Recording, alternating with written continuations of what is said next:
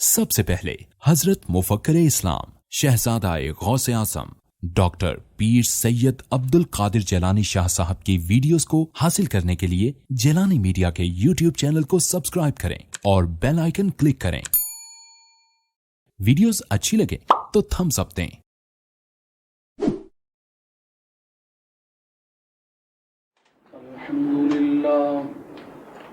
الحمدللہ وکفا وسلام علی عباده الذین اصطفى خصوصا علی محمد المصطفى وعلى آلہ واصحابہ اولی الصدق والصفاء۔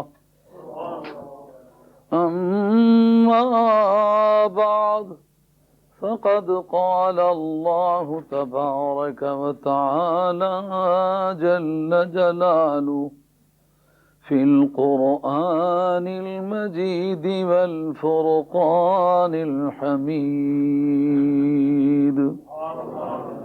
أعوذ بالله من الشيطان الرجيم. بسم الله الرحمن الرحيم.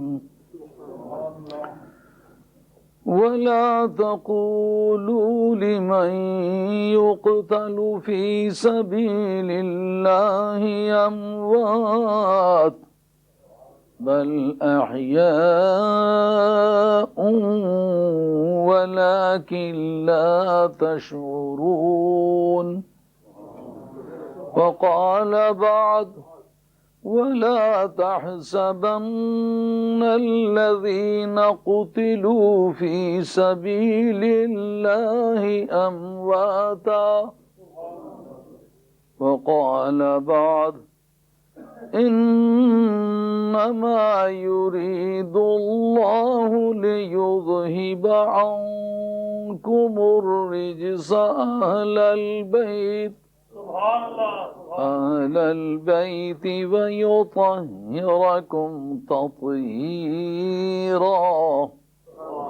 وقال بعد قل لا أسألكم عليه أجرا إلا المودة في القربى. صدق الله مولانا العظيم وبلغنا رسوله النبي الكريم ونحن على ذلك من الشاهدين والشاكرين والحمد لله رب العالمين.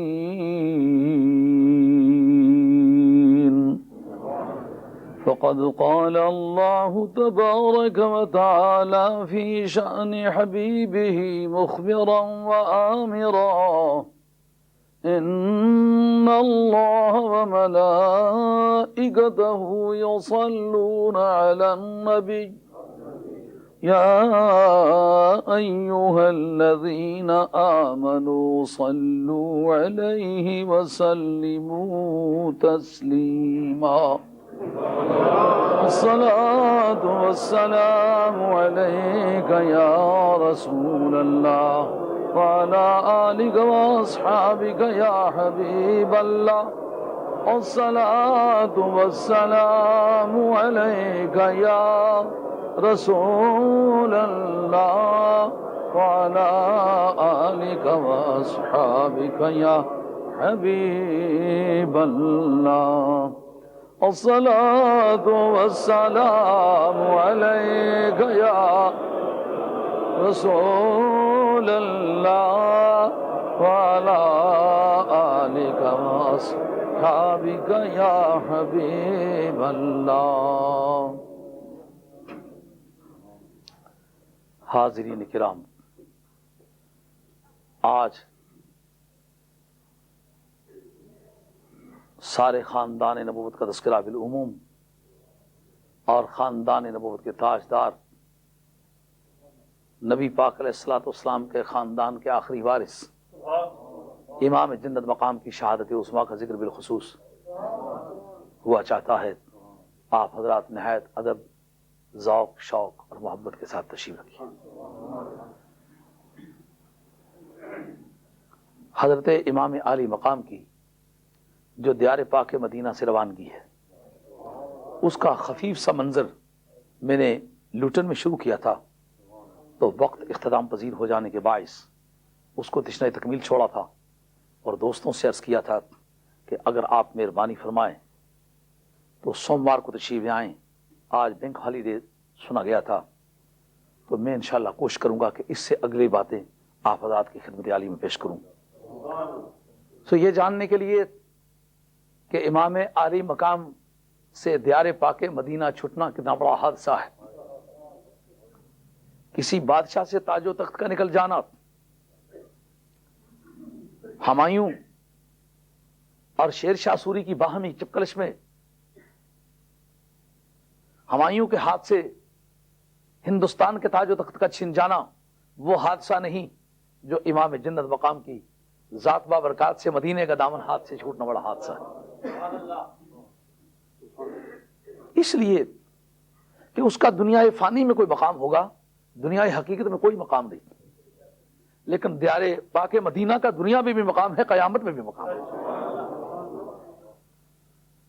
تو یہ جاننے کے لیے کہ حضرت امام عالی مقام سے کہ وہاں سے رخصت ہوتے وقت جناب سیدہ کے مزار پہ کیا بیتی ہوگی، یہ اردو کی چھوٹی موٹی کتابوں میں، عربی کی چھوٹی موٹی کتابوں میں ہے، اور لوگ اس کو مبالغہ سمجھتے ہیں کہ حضرت امام عالی مقام اپنی والدہ مانشتہ کی بارگاہ میں جب حاضر ہوئے تو جو آپ کی طبیعت کی کیفیت تھی یا قبر پر جو حالات تھے اس کو لوگ آج کے حالات میں مبالغہ سمجھتے ہیں، مگر میں آج آپ کو قرآن و سنت کے کانٹے پہ اسے پرکھ کے دیتا ہوں کہ کیا یہ واقعات کی دنیا میں مذہبی طور پر وجود رکھتے نہیں رکھتے۔ امام نووی کی ریاض الصالحین کتاب الوفا حدیث مرفوع ہے، اور سیاستہ کی کتابوں میں یہ حدیث موجود ہے کہ حضرت سید عالم علیہ الصلوۃ والسلام کی بارگاہ میں دیار پاک مدینہ میں حضرت سیدہ خدیجہ الکبریٰ رضی اللہ تعالیٰ عنہ کی سہیلیاں گائے گائے حاضر ہوتی تو سرکار موسم کے لحاظ سے ان کی تواضع کرتے۔ پوچھا گیا یا رسول اللہ آپ ایسا کیوں کرتے ہیں؟ جناب سیدہ عائشہ پوچھنے والی ہیں، اور یہ خود میں نے پڑھائی ہوئی حدیث ہے، کوئی سنی سنائی ہوئی بات نہیں۔ مرنا ہے، اللہ کی بارگاہ میں حاضری کا وقت قریب ہے، اس کی بارگاہ میں جواب دہ ہونا ہے، اپنی آنکھوں سے جو دیکھ کے پڑھایا ہے وہ عرض کر رہا ہوں۔ سرکار سے جناب سیدہ عائشہ پوچھتی ہیں یا رسول اللہ آپ ان خواتین کے ساتھ بہت احساس کے ساتھ پیش آتے ہیں، کیا وجہ ہے؟ آپ کی آنکھوں میں آنسو ہیں، اور آپ حضرت سیدہ خدیجہ الکبریٰ کا دور رفاقت، دور ازدواج یاد کرتے ہیں، کہتے ہیں کہ یہ خدیجہ کی سہیلیاں ہیں، خدیجہ کا مزار مکہ شریف میں ہے، وہ ہماری حقیقی نانی ہے جناب سیدہ خدیجہ ہے، جن کا خون ہماری سیدوں کی باڈیوں میں ہے وہ جناب خدیجہ ہے، ان کا مزار مکہ شریف جنت المعلیٰ میں ہے۔ جس وقت اس کی سہیلیاں میرے پاس آتی ہیں تو وہ انتظار کرتی ہے کہ سرکار کیسا سلوک فرمائیں گے۔ میں اچھا سلوک کرتا ہوں تو اس کی روح راضی ہو جاتی ہے، واہ کتنا لجپال خون ہے کہ مدتیں بیتی ہیں دنیا سے گئے ہوئے کو، ہاں لجپالوں کو اپنی پریتوں کے مر جانے کے بعد بھی پاس ہوتے ہیں۔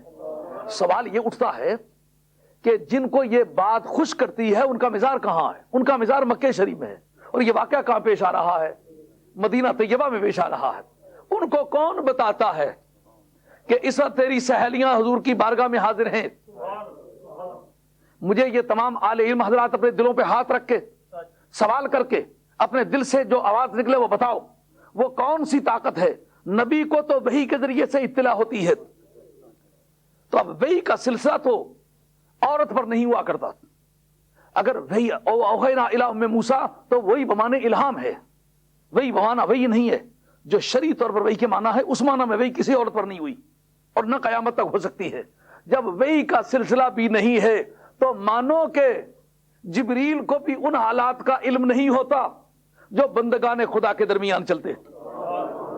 جب جناب خدیجہ الکبریٰ کا مزار ہے دیار پاک مدینہ میں، دیار پاک مکہ میں، جنت المعلیٰ میں، تو آنے والی سہیلیاں آتی ہیں دیار پاک مدینہ میں سرکار کی بارگاہ میں، تو میں پوچھتا ہوں اتنے دور سے جس خاندان کے خون کو یہ جان لینے کی عادت ہے کہ کوئی ہمارا تعلق والا آیا ہے یا گیا ہے، جب حضرت خدیجہ کا نواسا چلا ہوگا دیار پاک مدینہ کو چھوڑ کے، تو جناب سیدہ ہی نے ممکن ہے کھینچا، بیٹے مجھ سے بھی مل کے ہی جاؤ، وگرنہ کربلا کی ڈائریکشن کہاں پڑتی ہے، مکے کا کیا تعلق بنتا ہے؟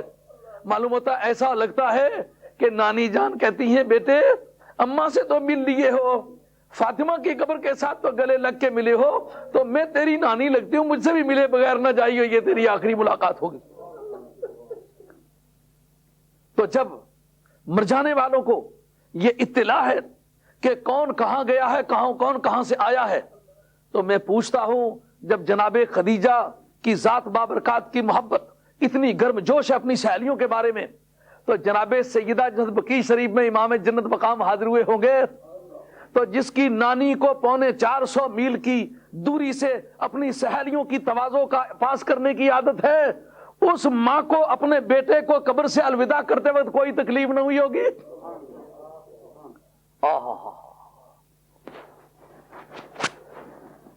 ابن قیم نے اپنی کتاب الروح کے اندر لکھا ہے کہ جو آدمی زندگی میں کسی اچھی بات کو پسند کرتا تھا، اگر وہ مر جائے تو اس کے مر جانے کے بعد اس کے مزار کے پاس وہ کام کرو، یا عام حالات میں وہ کام کرو جس میں زندگی سے وہ راضی ہوا کرتا تھا، کیونکہ اس کو مر جانے کے بعد بھی انہی کاموں سے دلچسپی رہتی ہے، ان کاموں کے کرنے سے اسے خوشی ہوتی ہے، اور جن کاموں سے وہ زندگی میں ناخوش ہوا کرتا تھا اگر وہ ناجائز ہیں تو وہ زندگی میں کبھی بھی مت کرو، اس لیے کہ قبروں میں ان کو اس کی اطلاع ہوتی ہے اور اس کی وجہ سے وہ آزردہ ہوتے ہیں۔ تو یہی وجہ ہے کہ اگر کوئی آدمی اپنے والدین کے مزار کے شہر میں جائے، اس کی ڈیوٹی ہے کہ والدین کے مزار پر حاضری دے، ملاقات کے لیے جائے، کیوں کہ جس طرح زندگی میں ملاقات کرنے کے لیے نہ آئے تو انہیں دکھ ہوتا ہے، اس طرح مر جانے کے بعد بھی اگر ان کی ملاقات کے لیے نہ آئے تو انہیں دکھ ہوتا ہے۔ دکھ کیوں ہوتا ہے؟ کہ علم ہوتا ہے، اگر علم نہ ہوتا ہو تو دکھ نہیں ہوتا، تو جب عام مومنوں کو علم ہوتا ہے تو سیدہ کو کیوں علم نہ ہوا ہوگا؟ یہ تو اس سوال کا جواب ہے جو میں نے لیوٹن میں تقریر کرتے وقت یہ منظر بیان کیا تھا، لیکن اس کی شرعی تحقیق نہیں پیش کی تھی۔ غالباً یہ بات آپ کی سمجھ میں آ گئی ہوگی کہ جناب امام جنت مقام کا قبر پر حاضری دینا یہ معاملات میں سے نہیں ہے، جو واقعات وہاں انہیں پیش آئے یا جو قبر کی کیفیت تھی اس کو لوگ آج مبالغہ سمجھتے ہیں، کہتے ہیں جی اس پر کوئی قرآن کی آیت پیش کرو، کوئی حدیث پیش کرو۔ یہ حدیث پیش کی ہے نا، جب جناب خدیجہ کو 450 میل کی دوری پر سہیلیوں کے آنے جانے کا پتہ ہے تو اماں جان کو قبر پر اپنے بیٹے کے آنے کا کیوں پتہ نہیں؟ یہ حدیث ہے نا۔ حدیث نہ ہو صرف مسلمانوں میں مشہور ہو، یہ بھی دلیل ہے۔ مسلمانوں کے اندر کسی چیز کی شہرت، یہ بھی سند ہے۔ کس طرح؟ مثلا مشکات شریف کتاب الکرامات صفحہ 545 صفحہ 545 کے اندر یہ مسئلہ لکھا ہوا موجود ہے کہ حضرت سیدہ عائشہ راویہ ہے، کہتی ہیں کہ کنا نتحدث بیننا، ہم لوگ آپس میں باتیں کیا کرتے تھے۔ کیا باتیں کیا کرتے تھے؟ کہ ان النور لا یزال یرا علی قبر نجاشی، کہتا ہے نجاشی کی قبر پر ایک نور کے صدا ہونے کے بارے میں ہم آپس میں باتیں کیا کرتے تھے۔ ہم کہا کرتے تھے کہ نجاشی کی قبر پر ہمیشہ ہی نور دیکھا جاتا ہے۔ یہ نجاشی ہے کہاں؟ حبشے میں۔ حبشے میں اس کا مزار ہے۔ جناب سیدہ باتیں کہا کر رہی ہے دیار پاک مدینہ میں، کیا کہہ رہی ہیں؟ کہا ہم آپس میں باتیں کیا کرتے تھے کہ نجاشی کی قبر پر سدا نور دیکھنے میں آتا ہے، سدا لا یزالو، ہمیشہ نور دیکھنے میں آتا ہے۔ اس پر حضرت مولا علی قاری رحمۃ اللہ فرماتے ہیں کہ اس کو سند سمجھیں یا نہ سمجھیں، کیونکہ موقع کی تو یہ گواہ نہیں، روایت جس کی بیان کرتی ہیں وہ ہے حبشہ کا واقعہ، اور بیٹھی ہوئی ہیں دیار پاک مدینہ میں، زندگی میں کبھی نہ جانے کا اتفاق ہوا ہے نہ آنے کا اتفاق ہوا ہے، نہ نجاشی سے کوئی رشتہ ہے نہ ناتا ہے، نہ کوئی خونی تعلق ہے نہ اخلاقی تعلق ہے۔ اگر تعلق ہے تو صرف اتنا ہے اس نے سرکار کو بن دیکھے سرکار کا کلمہ پڑھ لیا تھا، لیکن واہ حسین وہ تیرے چاچے کا کارنامہ ہے، تیرے چچے نے سے کلمہ پڑھایا تھا، یہ تیرے چچے کی کمائی ہے۔ تاریخ اسلام میں سب سے پہلا بادشاہ جو مسلمان ہوا ہے وہ تیرے چچے کی یلغار کی یادگار ہے۔ تیرا چچا وہاں مسافر بن کر کے گیا، لوگوں نے مجرم بنا کے کورٹ میں پیش کیا تو کھڑے ہو کے پتا چلا کہ یہ آدمی عیسائی ہے، اس کی موجودگی میں عیسائیت کا رد اس کے دربار میں بیان کیا تھا. جب عیسیٰ علیہ السلام کے حالات پر پہنچے تو اس نے ہتھیار ڈال دیے, اس نے کلمہ پڑھ لیا تھا. اب نجاشی کا مرنا, اس کی قبر پہ نور کا ہونا, جناب سیدہ نے نہ خود جا کے دیکھا, نہ ان کے بیان میں اس بات کی بو آ رہی ہے کہ اس آدمی سے کبھی ملاقات ہوئی ہے کہ جس آدمی نے اس نور کو دیکھا تھا. جب انہوں نے خود دیکھا بھی نہیں, دیکھنے والے کو دیکھا نہیں اور سنانے والے کو سنا نہیں, کہتے ہم بیان کیا کرتے تھے. اس پر مولا علی قاری رحمۃ اللہ فرماتے ہیں کہ اس بات کو سند مانے یا نہ مانے کہ نجاشی کی قبر پر نور. آئے ہائے, آج امام حسین کے مزار پر نور کہتے ہیں تو کہتے ہیں جناب اہل بیت تو سارے گرفتار کر لیے گئے تھے, تو دشمن تو اس کو دیکھنے کے لیے تیار نہیں تھے, تو مدینہ طیبہ والے راوی کس طرح ہو سکتے ہیں؟ میں یارو پوچھتا ہوں, مدینہ شریف سے کربلا زیادہ دور ہے یا مدینہ شریف سے حبشہ زیادہ دور ہے؟ اس پر کبھی کسی مولوی صاحب نے اعتراض نہیں کیا جی کہ جناب سیدہ عائشہ رضی اللہ عنہ کی تو کبھی اس ملاقات ایسے آدمی سے نہیں ہوئی, تو وہ نور کس طرح دیکھا کرتے تھے جب انہوں نے دیکھا بھی نہیں, دیکھنے والے کو بھی نہیں دیکھا؟ کیوں جناب, پرکھنے کا ایک اصول ہے کہ نہیں؟ جو چیزیں شرع میں مانی گئی ہیں اگر ان کی شکل حضرت امام حسین کے واقعات سے ملتی جلتی ہے اور تحقیقی نقطہ نگاہ سے ایک ہی کیٹیگری کی باتیں ہیں, اس کی کیا وجہ ہے؟ کسی کی عظمت بیان کی جائے تو وہ مان لی جائے, حسین کی عظمت بیان کی جائے تو سوچ میں پڑ جائے کوئی.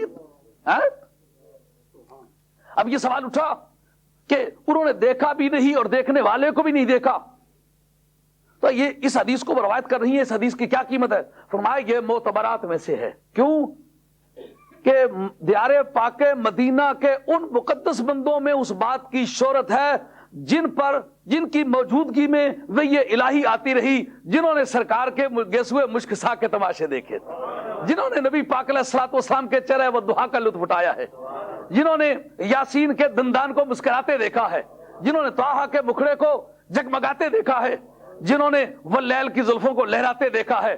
یہ ان لوگوں کے درمیان بات مشہور ہے, اگر غلط ہوتی تو ٹوک دیتے. ان کے اندر بغیر کسی تردید کے اس بات کا مشہور ہونا یہ دلیل ہے اس بات کی کہ یہ بات حق ہے. کسی کتاب میں نہ ہو پر ان میں مشہور ہونا حق ہے. ارے نجاشی کی بات مشہور ہو جانا حق ہے تو حسین کی بات مشہور ہونا کیوں حق نہیں ہے؟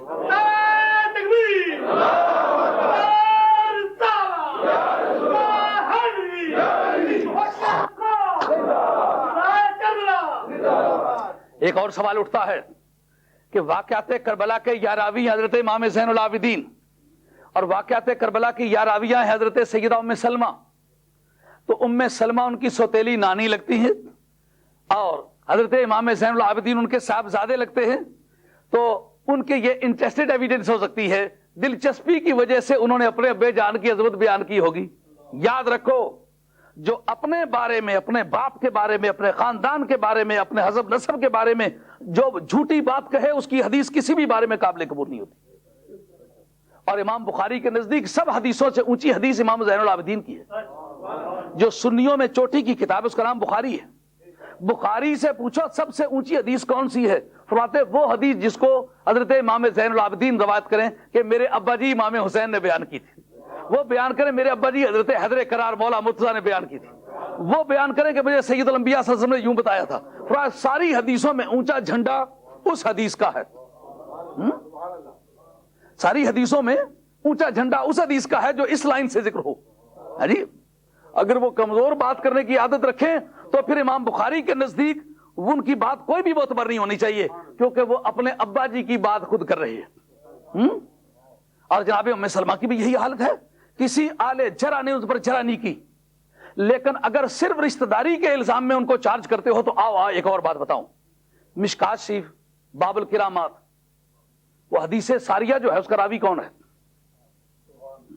حضرت فاروق اعظم رضی اللہ عنہ کے دور خلافت ہے, منبر رسول پر کھڑے ہیں, آپ کا لشکر نہاوند میں خراسان کے علاقے میں لڑنے گیا ہوا ہے اور سینکڑوں, ممکن ہے کہ 1000 میل سے اوپر ہی کوئی دوری ہو, کم نہ ہو, اور یقیناً 1000 سے یقیناً زیادہ دور جگہ ہے, کیونکہ کربلا جتنا کربلا شریف ہے نا اس سے آگے دگنا ہے غالباً نہاوند کا علاقہ. تو نہاوند کے علاقے میں لشکر لڑ رہا ہے اور حضرت فاروق اعظم جمعے کے خطبے میں این خطبے کے دوران کہتے ہیں یا ساری الجبل, ایک روایت ہے یا ساریۃ الجبل اور ایک ہے یا ساری الجبل. لیکن یہ روایت زیادہ مشہور ہے کیونکہ بےتابی کے حالت میں وقت کی کمی محسوس ہوتی ہے تو بےتابی میں الفاظ کو چھوٹا کرنے کی عادت ہے. اس کو عربی قواعد میں کہتے ہیں ترخیم. انہوں نے ترخیم کی, یا ساریہ تو تھا تو یا ساریہ. جیسے بیٹیوں کا نام نگت نہیں ہوتا تو پیار بار بار جو بلانا نگو کر کے بلا لیتے ہیں, ہے نا یہ. تو پیار اور کم فرصتی میں نام کو چھوٹا کر لیا جایا کرتا ہے.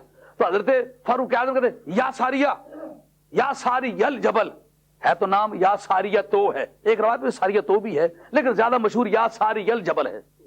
کہاں کھڑے ہیں؟ دیار پاک مدینہ میں. واقعہ کہاں پیش آ رہا ہے؟ نہاوند میں.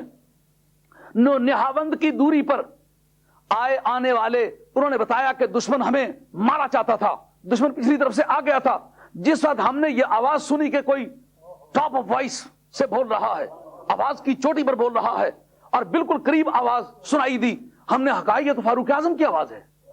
ہم یہ نہ سمجھ سکے کہ وہ مدینے میں ہوں گے, ہم نے سمجھا یہیں کہیں ہیں, ہمیں نظر نہیں آ رہے لیکن آواز دے رہے ہیں پہاڑ پہ چڑھ جاؤ. جب پہاڑ پہ چڑھتے دیکھا پچھلی طرف سے دشمن آ رہا ہے, اوپر سے پتھر لڑکائے, مفتی میں کام تمام ہو گیا. لیکن اس کے راوی کون ہے؟ حضرت عبداللہ ابن عمر, حضرت عمر کے صاحبزادے. کبھی کسی بزرگ سے سنا ہے کہ حضرت عمر کی فضیلت بیان کر رہا ہے ان کا بیٹا نہیں مانے کے؟ سنا ہے کبھی نہیں. جناب عمر کا بیٹا آل حق میں سے ہے, جناب عمر کی شان حق ہے, اس لیے بیٹے نے بھی بیان کی وہ حق ہے. اس کی کیا وجہ ہے یارو؟ عبداللہ ابن عمر کی کوئی شان ہو پر امام زین العابدین نہیں, یاد رکھے. نبی پاک کے خون کی قیمت جدا گانا ہے, نبی پاک کی اولاد اس کی قیمت جدا گانا ہے. ہاں تو حضرت عمر کی فضیلت جناب عبداللہ ابن عمر بیان کریں, کوئی اعتراض نہ کرے. حسین کی فضیلت حسین کا بیٹا بیان کرے, اعتراض ہو؟ اگر یہ بات قابل اعتراض ہے تو ہزارہ وہ حدیث مہیا کر کے دیں گے جن میں باپ کی فضیلت بیٹا بیان کر رہا مان رہے ہو. مثلا باب الکرامات کے اندر حدیث ہے کہ صبح احد کی جنگ ہونے والی ہے تو رات کے وقت حضرت جابر سے حضرت عبداللہ کہتے, جابر بن عبداللہ انصاری مشہور صحابی ہے نا, ان کی 9 بہنیں تھیں, ایک بھائی تھے. تو رات کے وقت باپ اپنے بیٹے سے کہتا ہے بیٹا سوائے رسول کریم علیہ السلام کے پوری دنیا میں تو سب سے مجھے پیارا ہے, پر صبح میں تمہیں بتا دوں جو شہیدوں میں سب سے پہلا شہید ہوگا وہ میں ہوں گا. کربلا میں جب باتیں ہو رہی ہوتی ہیں تو لوگ کہتے ہیں مبالغہ کرتے ہیں, ان کو کیا پتا ہے کیا ہوگا. اور حضرت عبداللہ کو پتا ہے.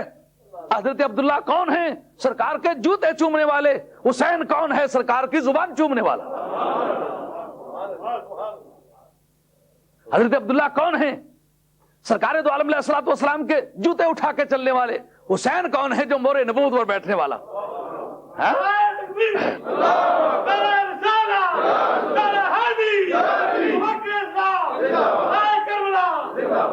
میں بھی واقعات شہادت کو بھی عرض کرتا ہوں, ذرا آپ اصولی طور پر جو باتیں ان کے متعلق بیان کی جاتی ہیں, لوگ کہتے ہیں یہ قرآن اور حدیث پیش کرو. اگر قرآن اور حدیث دونوں اس وقت سے پہلے رخصت ہو چکے ہوں تو اب پورا حدیث کون سی پیش کریں؟ اب ہم اصولی طور پر وہ چیز پیش کریں جو کیٹیگری وائز اس پر صادق آتی ہے. اگر اس طرح کی باتیں دین میں ملتی ہیں تو باقی کو مانتے ہو, تو حسین کی بات کیوں نہیں مانتے ہو؟ اور کچھ بھی نہ ہوتا دوش رسول پر بیٹھنا معمولی بات ہے. عرش اولا پر بیٹھنا کم ہے, کرسی پر بیٹھنا کم ہے, بیت المعمور پر بیٹھنا کم ہے, دوش مصطفیٰ پر بیٹھنا بڑا ہے.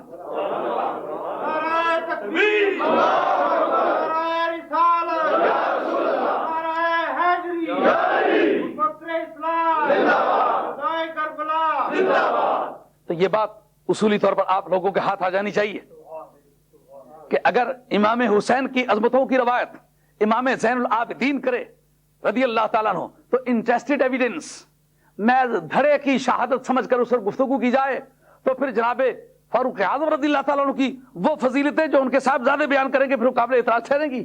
مگر آج تک کسی مسلمان نے ان پر اعتراض نہیں کیا. ہاں, اور گاہے میاں صاحب رحمۃ اللہ تعالیٰ کا کلام پڑھ کے کہتے ہیں ہوندی قوت زور نہ لایا بیٹھے من رنائی. وہ سمجھتے قوت ہوتی تو کیوں نہ زور لگاتے. اور میں تم سے پوچھتا ہوں, حضرت ابن منقدر رضی اللہ عنہ کی روایت ہے کہ جس حضرت سفینہ رضی اللہ عنہ ان کو شیر کا واقعہ پیش آیا تھا. حضرت سفینہ کا اصلی نام کوئی اور ہے. وہ سفینہ کہنے کا سبب حضرت مولا علی قاری رحمۃ اللہ علیہ مرکات شرح مشکات کے اندر لکھا ہے.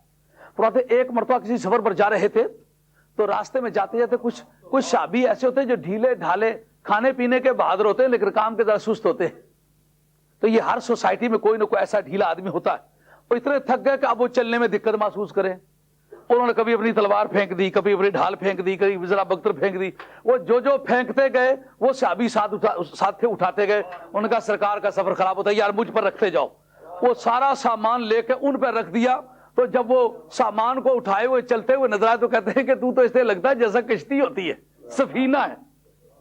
تجھ پر سامان لدا ہوا اس طرح لگتا ہے جیسا کہ کشتی ہو. یہ وہ سفینہ ہے. پھر سرکار نے پیار سے سفینہ کہہ دیا. آج کچھ لوگ کہتے ہیں جی سید اپنے قلم سے سید نہ لکھے اور تحفہ تیری سوچ کو. نبی پاک علیہ السلام صدیق اکبر کو صدیق کہیں تو وہ قلم سے لکھیں, فاروق کو فاروق کہیں تو وہ قلم سے لکھیں, عثمان غنی کو غنی کہیں تو وہ قلم سے لکھیں. تو نبی پاک اپنی اولاد کو سید کہے تو سید کہنے سے کیوں گھبراتے ہو یار؟ کسی کا کچھ لیتے کہتے نہیں اور لوگ بے شک سید لکھیں, سید خود نہ سید لکھے. پھر اس کا نقصان اگر یہ ہو آنے والے وقت میں جب اس کی اولاد کہے کہ سید ہیں ہم تو جناب وہ کہیں کہ تمہارا باپ تو سید نہیں لکھا کرتا تھا, تم خود ہی سید لکھتے. اس کا کیا جواب ہوگا؟ کیسی اہل بیت سے اندرونی دشمنی ہے, خاص یہ خارجیوں کا مزاج ہے. حق تو یہ ہے کہ لفظ سید دیکھے تو جھک جائے. واہ امام مالک تیری بات یاد رہ کے یاد آتی ہے. ایک مرتبہ دیار پاک مدینہ میں حضرت ابراہیم مدنی رحمت اللہ علیہ کے سامنے کیس پیش ہوا. یہ امام مالک کے شاگرد تھے. کیس کیا پیش ہوا کہ ایک نوجوان نے امام مالک کو مارا ہے اور 2 پسلیاں توڑ دی. جب نام لکھا جانے لگا, کیس پیش ہوا, تو انہوں نے پوچھا تمہارا نام کیا ہے؟ انہوں نے نام کیا, مدینہ طیبہ میں سید کو شریف کر کے بلاتے. اور انا شریف, میں شریف ہوں, یعنی اولاد فاطمہ سید زادہ ہوں. حضرت امام مالک رحمۃ اللہ علیہ کے ہاتھ میں ایک چھوٹی سی لٹھیا تھی, وہ جا پڑی اور قدموں پہ گر گئے. کہا نواسہ رسول, میری چوٹ کی وجہ سے تو عدالت میں حاضر آیا ہے. مجھے وہ وقت یاد آیا جب قیامت کا میدان ہوگا, میں اللہ کے حضور میں کھڑا ہوں گا. اگر حضور مجھ سے یہ سوال کرے تو میری اولاد پر کیس کرتا رہا, کیا جواب ہوگا؟ نبی پاک کا نواسہ ہے تو تجھے اس گنبد خضرا کا واسطہ دے کے کہتا ہوں مجھے معاف کر دے. اب وہ ابراہیم مدنی کہتے ہیں کہ ان کو سزا دوں گا اس لیے کہ انہوں نے پسلیاں توڑی ہیں. فرمایا قانون ان کو سزا دی نہیں جا سکتی. پوچھا کیوں؟ کہا اس کی وجہ یہ ہے غلام کی اولاد غلام ہوتی ہے, آقا کی اولاد آقا ہوتی ہے. میں غلام ہوں, غلام ابن غلام ہوں, یہ میرے آقا کی اولاد ہے, میری آقا ہے. اور غلام کو اپنا آقا مار لے اس کو پس کوئی سزا نہیں آتی. انہوں نے تو نہیں کہا کہ آپ اپنے آپ کو سید نہ کہیں, لیکن دور حاضر میں یہ کشمکش چل رہی ہے اور انتہائی افسوسناک بات ہے. تو حضور پر نور سرور عالم کی بارگاہ سے جو خاندان نبوت کو نجابت اور شرافت ملی ہے, جو تقدس ملا ہے, جو برتری اور بزرگی ملی ہے, وہ کسی آدمی سے روکی نہیں جا سکتی. یہ عظمتیں وہ ہیں جو نبی پاک علیہ السلام کی بارگاہ سے ملی ہیں. ان کا کوئی بھی کسی کتاب میں ثبوت نہ ہوتا, صرف مسلمانوں میں مشہور ہونا بھی دلیل ہے. حضرت سیدہ کے مزار پر امام جنت مقام کی حاضری, اس سے میں لیوٹن کے مقام پر فارغ ہو چکا تھا. امام حسن کے مزار پر حاضری کا ذکر کرنے لگا تھا, وقت ختم ہو گیا تھا. جس وقت جناب سیدہ کے مزار سے فارغ ہوتے ہیں تو اپنے اس بھائی کے مزار پر جاتے ہیں جس کو 99 مرتبہ زہر دیا جا چکا تھا اور آخر 100ویں مرتبہ زہر دیا گیا. جب حضرت امام حسن کی آنتیں کٹ کٹ کے برآمد ہونے لگی اور سانس کی آمد و رفت رکنے لگی تو حضرت امام حسین پاس بیٹھ کے کہتے ہیں بھیا مہربانی کر کے اپنے قاتل کا پتہ بتاؤ تاکہ آپ کے دنیا سے جانے سے پہلے دشمن کا سر اتار کر کے آپ کے قدموں میں پیش کر دوں. تو اس وقت لرزتے ہوئے بازوؤں کے ساتھ بغل میں لے کے پیشانی چومتے کہتے حسین میں تجھے تنہا چھوڑ کے جا رہا ہوں, مجھے اپنے مرنے کا اتنا صدمہ نہیں ہے جتنا تیری تنہائی کا احساس ہے. میں سمجھتا ہوں وہ وقت جب آئے گا جس کی شہادت نبی پاک علیہ السلام نے دی تھی کہ تیرا خون میدان کربلا میں بہایا جائے گا, کاش میں بھی اس وقت تیرے ساتھ ہوتا, کاش اس میں تیرا ساتھ دیتا, مگر میں تجھے تنہا چھوڑ کے جا رہا ہوں. مجھے وہ تیری کربلا کی تنہائی ستا رہی ہے, بس میرے لیے اتنا ہی کافی ہے. بھیا میں اب تجھے دشمنوں کی تلواروں کے حوالے کر کے نہیں چلتا، تو میرا چھوٹا سا بھائی ہے۔ عمر تھی مناسب، لیکن بڑے بھائیوں کو عادت ہے وہ چھوٹے بھائیوں کو بہت ہی چھوٹا سمجھا کرتے ہیں، یہ بھائیوں کی شفقت کا مزاج ہے، یہ کوئی عمر کا فرق نہیں بلکہ یہ محبت کی افتاد ہے، محبت کا مزاج ہے۔ اور بالآخر جب اصرار کرنے لگے بھیا آپ کو بتانا پڑے گا، فرمایا کہ میں کس طرح بتاؤں، میں اس نانے کی اولاد میں سے ہوں کہ جس نے لوگوں کے پتھر کھائے تھے اور کہا تھا اللہم اہدی قومی فإنہم لا یعلمون۔ کافر نے پتھر مارے تھے، سرکار نے دعائیں دی تھی، تو میں اب بن جانے کسی کا نام لے کر تجھے اس کے ساتھ دشمنی میں مبتلا کر کے جاؤں؟ کہتے بھیا پھر نہیں رہتے تو ہاتھ اٹھاؤ۔ ہاتھ اٹھائے، کہا مولا کریم میرے نانے نے پتھر کھا کے دعائیں دی تھی، میں دعا کرتا ہوں مولا کریم اسے معاف کر دے، میرے معاملے میں اسے نہ پکڑیو۔ جس ظالم نے مجھے زہر دیا ہے، کسی دل جلے نے کیا حسین لکھا ہے، واہ کیا علم ہے اپنا تو جگر ہو ٹکڑے، پھر بھی ایذائے ستم گر کے روادار نہیں، پھر بھی ایذائے ستم گر کے روادار نہیں۔ اس بھائی کے مزار پر حاضری دیتے ہیں، حاضری دے کے کہتے ہیں حسن اب جس جدائی کا خدشہ تم محسوس کر رہے تھے اس جدائی کا عین وقت آ گیا ہے، اب میرے جانے کا وقت ہے۔ اماں جان نے تو مجھے کوئی تسلی نہیں دی، میری شہادت کا وقت تم یاد رکھیو بھیا، میں اب جا رہا ہوں، نہ جانے کیا مجھے پیش آنے والا ہے، تو بھیا اب میری اماں جان نے کوئی تسلی نہیں دی، مجھے حسین کہہ کے ایک مرتبہ پکارو تو صحیح، مجھے اپنے ہاتھوں سے رخصت تو کرو صحیح، اور مہربانی کر کے جب میں یہاں سے روانہ ہونے لگوں میرے گھوڑے کی لگام تو یار تھامو، مجھے ایک مرتبہ اپنے ہاتھوں سے الوداع تو کہو۔ بھائیوں کی جوڑیاں کس لیے ہوتی ہیں، ایک تو جدا کر کے چھوڑ گئے، دوسرا رخصت کے وقت الوداع بھی نہیں کہہ سکتے ہو بھیا۔ اٹھتے ہیں، اٹھ کے ایک مرتبہ رات کا سناٹا ہے، دیار پاک مدینہ ہے، اور میری تحقیق کے مطابق یہ رجب کی 27ویں رات ہے جو نبی پاک علیہ الصلوۃ والسلام کی پرواز کا وقت ہے، مکے سے جو سرکار کی پرواز کا وقت ہے، اور ایک طبقہ علم 4 شعبان لکھتا ہے، ایک طبقہ آل علم اسے 6 شعبان لکھتا ہے، بہرحال اس کی کوئی سی تاریخ ہو پر رات کا سناٹا ہے، امام حسن کا مزار ہے، امام حسین اپنے بھائی کی قبر سے جدا ہونے والا ہے، ماں کی قبر اور بھائی کی قبر بالکل ساتھ ساتھ ہیں۔ اگر آپ کو بقیع شریف میں حاضری کا موقع ملا ہے تو یہ منظر آپ نے دیکھا ہوگا، میں روزانہ وہاں جایا کرتا تھا، اللہ کا شکر ہے جب تک میں وہاں رہا ہوں خدا تعالیٰ نے مجھے یہ موقع عطا فرمایا، روزانہ جانا اور جا کے قرآن مجید پڑھنا، کبھی کسی نے اٹھانا ایک طرف سے اٹھانا تو دوسری طرف جا کے بیٹھ جانا، اور کبھی مجھ سے وہ گفتگو کرے کہ ایسا نہیں کرنا ویسا نہیں کرنا تو میں گفتگو میں انہیں بند کر لوں، اب وہ گفتگو میں ہار کھا جانے کی صورت میں وہ گھبرائیں تشدد نہ کر سکے، خدا نے مجھے موقع دیا۔ مگر آپ لوگوں کو بھی اگر جانے کا موقع ملے تو آج کل پابندیاں ہیں، اندر نہیں جا سکتے، باہر سے کھڑے ہو کے دیکھیں گے تو جو گول سے دائرے میں 3-4 پتھر پڑے ہوئے ہیں وہ 8-9 قبروں کی نشاندہی کرتے ہیں۔ خاندان نبوت خود مظلوم، ان کی تاریخ مظلوم، ان کی اطلاعات مظلوم، ان کی قبریں مظلوم، جن کی شان بڑی ان کا امتحان بڑا، معمولی سے معمولی آدمی کے مزارات پختہ ہیں، سلامت ہیں، مگر نبی پاک کی وہ لگتے جگر جس کی گلی سے جبریل گزرے گردن اونچی کر کے نہیں گزر سکتا، جس کے گھر جبریل کو آنا ہو تو سیدہ کے پردے کا خود احترام کرے، انتظار کرے، دروازہ نہیں کھٹکھٹا سکتا، نبی کریم علیہ السلام فرمائے تو اندر آ سکتا ہے، نہیں تو بن اجازت اندر آنے کا کوئی اسے اختیار نہیں۔ اس کے مزار پر بلڈوزر چلائے گئے، سویا ہے کہاں جاگ اب ہے فتنہ معاشر، رسوا کبھی یوں دین پیمبر نہ ہوا تھا،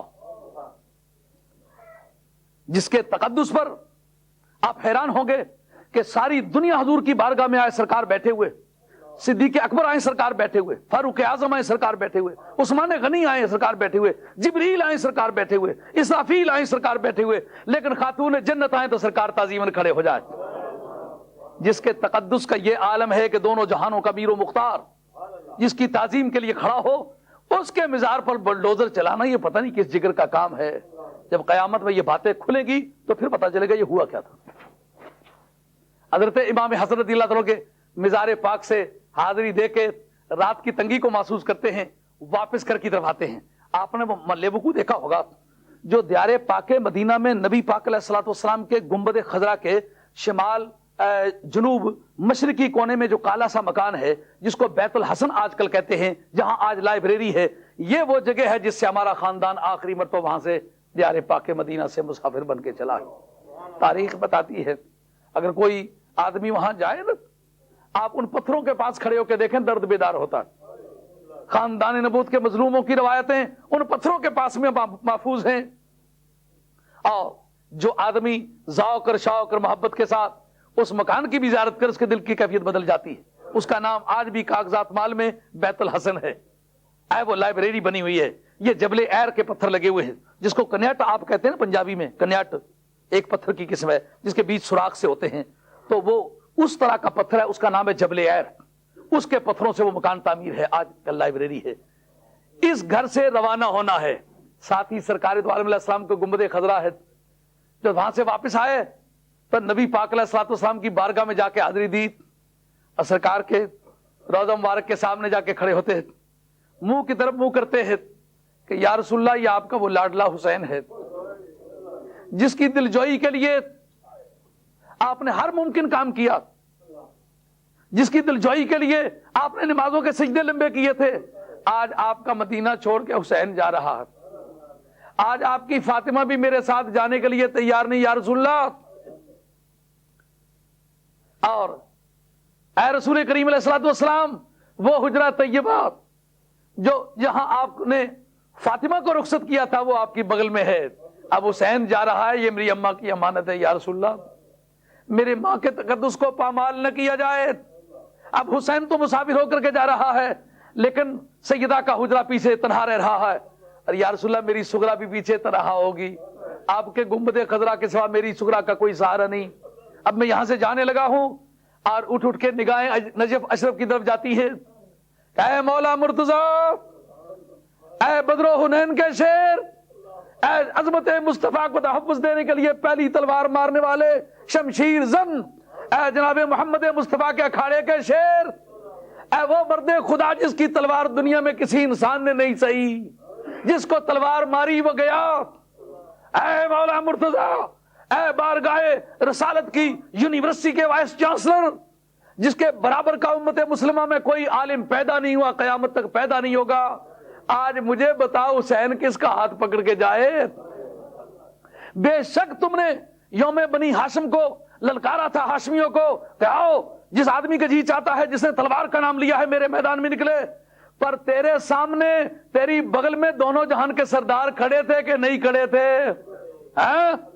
بدر کے میدان میں پہلی تلوار آپ کی ولید کو لگی تھی، ولید کا سر جدا ہو گیا تھا، بدن وہ جا پڑا تھا، پر تلوار کون سی تھی؟ اس کا نام ذوالفقار تھا۔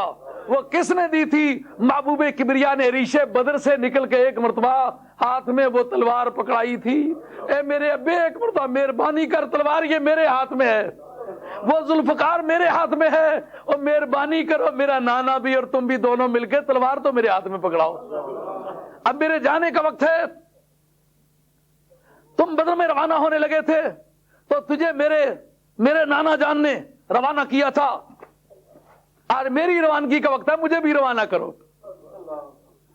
خیبر میں جانے لگے تھے تو خیبر کے اکھاڑے کی طرف جاتے وقت مولا محمد مصطفیٰ علیہ السلام کی ذات بابرکات نے تجھے پہلے بشارت سنائی، علی جیتے گا، علی مارے گا، علی قلعہ توڑے گا، علی مرب کو پچھاڑے گا، علی ایسا کرے گا، علی ویسا کرے گا۔ بخاری شریف کے متن کے اندر حدیث ہے، نبی کریم علیہ الصلوۃ والسلام نے فرمایا تھا، لَأُوتِيَنَّ غَدًا لَأُوتِيَنَّ الرَّایَةَ غَدًا رَجُلًا يُحِبُّ اللَّهَ وَرَسُولَهُ وَيُحِبُّهُ اللَّهُ وَرَسُولُهُ، میں کل جھنڈا اس مرد خدا کے ہاتھ میں دوں گا جو اللہ اور اس کے رسول سے سچی محبت رکھتا ہے، اور اللہ اور اس کا رسول اس سے سچی محبت رکھتا ہے، اور اللہ اس کے ہاتھ پر فتح کرے گا۔ اے میرے ابا جی، اس جگہ تلوار لے کے جانا بڑا آسان تھا، جس میں سرکار فرما رہے ہو فتح کے لیے جائے گا۔ اب میرے جانے کا وقت ہے، میرے نانا نے کہا ہے میرا حسین واپس نہیں آئے گا، میرا حسین کا خون بہا دیا جائے گا، میرے حسین کی لاش پر گھوڑے دوڑائے جائیں گے، میرے حسین کی لاش کا وارث کوئی نہیں رہے گا۔ اب ابا جی یہ وقت ہے کٹھن، آپ علی سے ہی، آپ مرتضی سے ہی، آپ مشکل کشا سے ہی، مگر جس کو یہ بشارت ملی ہوئی ہو کہ علی مارے گا، علی پچھاڑے گا، علی فتح کرے گا، علی غالب آئے گا، اس کے لیے تو جانا آسان بات ہے۔ جس کو یہ بتا دیا جائے تیرے خیمے جلائے جائیں گے، تیرے بازو کاٹے جائیں گے، تیرے خاندان کے بشکیزے پھاڑے جائیں گے، تیرے خاندان کی محترمات اور خواتین کے دوپٹے اتارے جائیں گے، تیری سکینہ کی بالیاں اتاری جائیں گی، تیرے علی اصغر کے حلق سے تیر پار کر دیا جائے گا، اور تیرے بھائی حضرت عباس علمدار کے بازو کاٹ لیے جائیں گے، اور لاشوں کا وارث کوئی نہیں رہے گا، اس کا قدم اٹھے تو پھر دیکھوں۔ نعرہ تکبیر،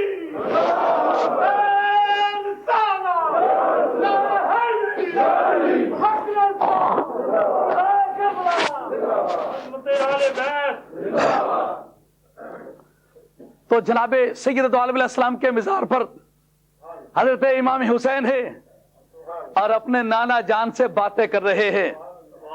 آج اس بات کو مبالغہ سمجھا جا رہا ہے کہ ایسا نہیں ہوا ہوگا، وہ سفر کے ارادے سے جا رہے تھے، انہیں جانا تھا، چلے گئے ہوں گے، تو قبروں کے ساتھ ان کا کیا تعلق؟ نہیں، مشکات شریف کتاب الکرامات کے اندر حدیث موجود ہے کہ جناب سیدہ عائشہ رضی اللہ تعالیٰ عنہا کی بارگاہ میں آل مدینہ حاضر ہوئے۔ کس طرح حاضر ہوئے کہ قید سالی تھی، انہوں نے کہا او مدینے والو انظروا قبر النبی صلی اللہ علیہ وسلم، سرکار کی قبر کو دیکھو۔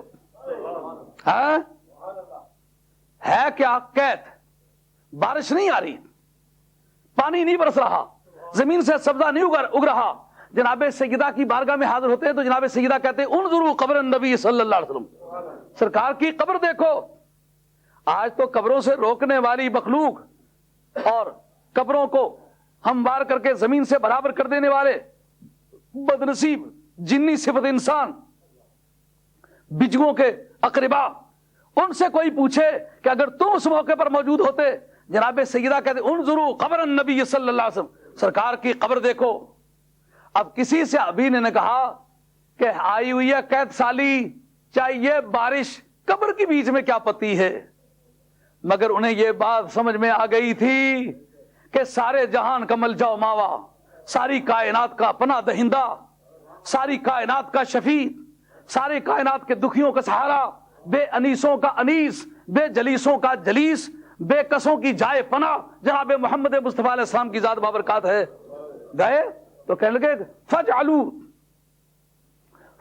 فجعلوا کون، تم اس کے اندر ایک سوراخ پیدا کرو، جو اوپر چھت ہے نا، جو اوپر عمارت بنی ہوئی ہے، چھت سے ایک سوراخ پیدا کرو، حتی لا یکونا بینہ و بین السماء حجابا، تاکہ اس قبر کے درمیان اور آسمان کے درمیان کوئی پردہ نہ رہے۔ اس پر ملا علی قاری اور بھی بہت ساری وجوہات لکھتے ہیں، پہلی وجہ یہ لکھتے کہتے ہیں وجہ اصل میں یہ تھی کہ جس قبر مصطفیٰ آسمان نے دیکھی تو اسی وقت بدلیاں چھا گئی اور بادل رم جھم برسنے لگا۔ کہتے ہیں کفار کے بارے میں قرآن نے کہا ما بکت علیہم السماء، ان پر آسمان نہیں رویا۔ کہا اگر مومن پر بھی نہ روئے، کافر پر بھی نہ روئے تو پھر مومن کی کیا خصوصیت ہوئی؟ قرآن نے کہا وہ اتنے گھٹیا تھے کہ ان پر جب ان پر پروردگار کی طرف سے عذاب آیا تو آسمان ان پر نہ رویا۔ کہا اگر آسمان مومن پر بھی نہ روئے اور کافر پر بھی نہ روئے تو پھر فرق تو کچھ نہ رہا، اگر کافر پر نہیں رویا تو پھر مومن پر رویا ہے۔ تو کہتے جب قبر مصطفیٰ کا منظر آسمان نے دیکھا تو آسمان کو فونا رونا آ گیا۔ اتنی بارش ہوئی کہ دیار پاک مدینہ میں تاریخ بتاتی ہے اتنی پہلے بارش کبھی نہ ہوئی تھی۔ ایک تو یہ پتا چلا کہ موت کا منظر، قبر کا منظر دیکھنے سے آسمان پر اثر پڑتا ہے۔ اگر امام حسین کی لاش دیکھ کے آسمان سے خون برسا تو یہ اس حدیث کی روح سے درست بات ہے۔ دوسری یہ بات کہ دکھ کا وقت ہو تو سرکار کی قبر کے پاس آئیں۔ آج تک علماء کی زبان سے یہ بات آپ نے سنی ہے کہ نہیں سنی کہ اعرابی آیا، تفسیر نسوی نے لکھا ہے اور امام رازی نے لکھا ہے، اعرابی آیا اور آ کر کے کہتا ہے کہ قرآن کی آیت میں نے پڑھی ہے وَلَوْ أَنَّهُمْ إِذ ظَلَمُوا أَنفُسَهُمْ جَاءُوكَ فَاسْتَغْفَرُوا اللَّهَ وَاسْتَغْفَرَ لَهُمُ الرَّسُولُ لَوَجَدُوا اللَّهَ تَوَّابًا رَحِيمًا، کہ اگر کوئی آدمی کسی درجے کا کہیں بھی کبھی بھی کسی دور میں کسی مکان کسی زمان میں کوئی گناہ کر لے تو پھر تیری بارگاہ میں آ جائے, مغفرت مانگے, تو اس کی سفارش کر دے تو رب کو وہ توبہ قبول کرنے والا مہربان پائے گا. یہ حکم کس کے بارے میں؟ مجرم ہو, کسی درجے کا ہو, کتنے ہی مجرم ہو, کوئی سا دور ہو, تیرے پاس آ جائے تو سب نے لکھا ہے جناب کہ سرکار کی قبر سے آواز آئی اور میری قبر پر فریاد لے کے آنے والے, جا تیرے گناہوں کی بخشش سرٹیفکیٹ میں نے تجھے دے دیا. اس پر کسی کو اعتراض نہ ہوا کہ ایک دکھیا انسان, گنہگار انسان حضور کی بارگاہ میں فریاد لے کر آیا تو قبر بولی. ارے اعرابی کے لیے قبر بول سکتی ہے تو نواسے کے لیے قبر کیوں نہیں بول سکتی؟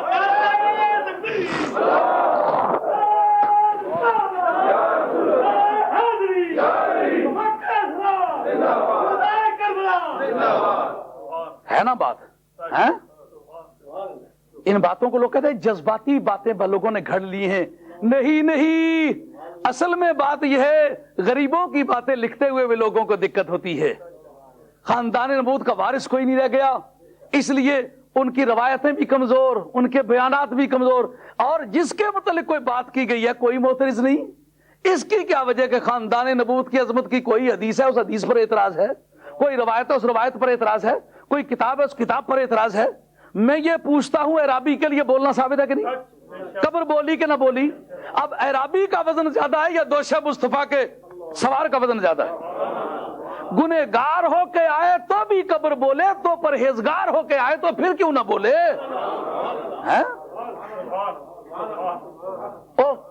نافرمان, گنہگار, قانون توڑنے والا ہو کے آئے تو پھر بھی وہ نہ ٹھکرائیں, تو ایک اشارے پر جان دینے والا, بنائے گئے ہوئے پروگرام کے مطابق تلوار کی دھار پر رقص کرنے والا, اپنی آرزوؤں کو لے کر بارگاہ مصطفیٰ میں حاضر ہو تو کیوں قبر آواز نہ دے بھائی؟ اس مقام پر حضرت امام جنت مقام سرکار کی قبر سے لپٹے تو سو گئے. کس کتاب نے لکھا؟ کسی بھی نہ نے لکھا ہو. مسلمانوں میں مشہور ہے کہ نہیں؟ جس طرح نجاشی کے مزار پر نور کا ہونا مسلمانوں میں مشہور ہونے کی وجہ سے سند ہے, تو امام حسین جتنی شہرت تو نجاشی کی نہیں ہے, نہ اس کے قبر کے نور کی شہرت ہے. آئیے ابوالکلام آزاد نے جو مضامین آزاد لکھے اس کے اندر لکھا ہے کہ دیکھا نبی پاک علیہ الصلوۃ والسلام ہے, آنکھ لگ گئی. اس کے کئی معنی ہیں. آنکھ لگ گئی تو کیا دیکھتے ہیں کہ محبوب کبریا صلی اللہ تعالی علیہ وآلہ وسلم ہیں, اور فرماتے ہیں منہم من قضا نحبہ ومنہم من ينتظر. بعض تو اپنی قربانیاں پیش کر چکے ہیں اور بعض انتظار کر رہے ہیں. بعض اپنی قربانیاں پیش کر چکے ہیں, بعض انتظار کر رہے ہیں. یہ موقع ہے جو تحقیق مانگتا ہے کہ کیا حضرت کا آپ مزار کے پاس جا کے اس طرح کی اطلاعات پانا یہ ممکنات میں سے ہے؟ ہاں, یہ ممکنات میں سے ہے. مشکات شریف کتاب الکرامات, اس کے اندر لکھا ہے جناب سیدہ عائشہ اس کی راویہ ہے. میں آپ کو واقعات ضرور سناؤں گا, لیکن ساتھ ساتھ میں اس کو تحقیق کے پیمانے پر تولتا چلتا ہوں, کیونکہ کچھ طبقے کو یہ خیال ہے جناب یہ باتیں گھڑی ہوئی ہیں. نہیں, صرف انصاف سے سوچنے والی بات ہے.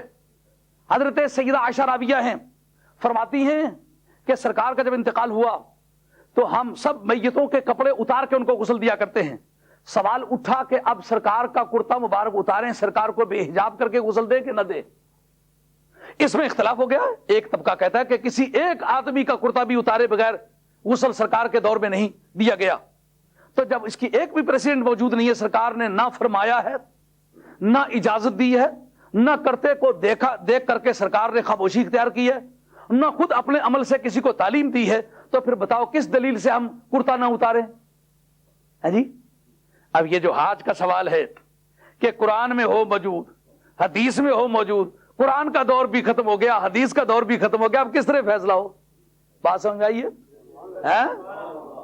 اب پتہ چلا نا کہ کوئی باتیں صرف امام حسین ہی اس جھگڑے میں نہیں ہے, اور بھی بہت ساری باتیں ہیں. اگر باقی ساری باتیں طے ہو گئی, ایک حسین والا جھگڑا رہ گیا.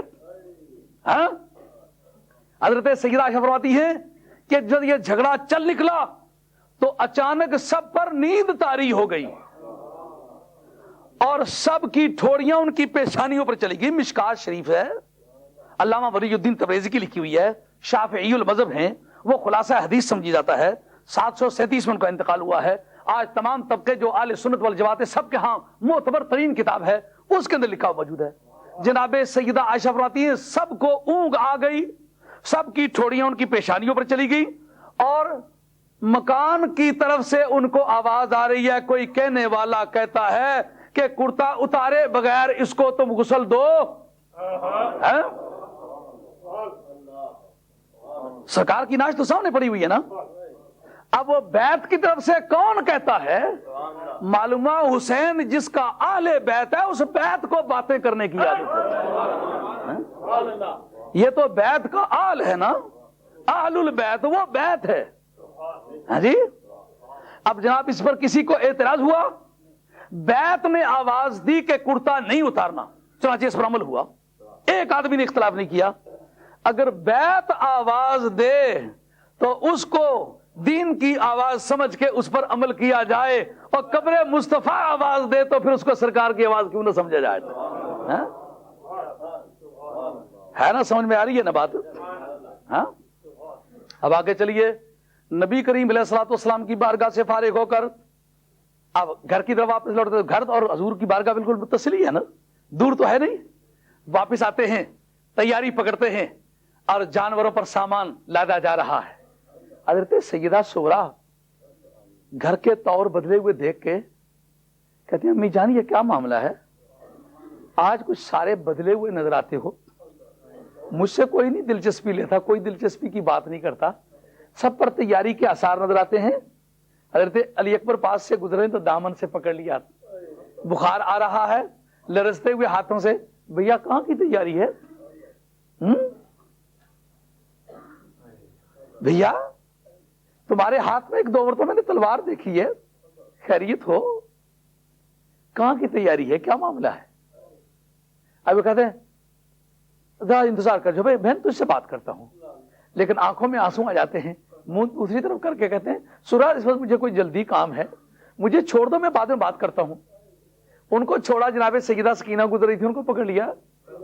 बहन आज क्या बात है, कोई मुझसे बात नहीं करता, किस्सा क्या है, कहां जा रहे हो?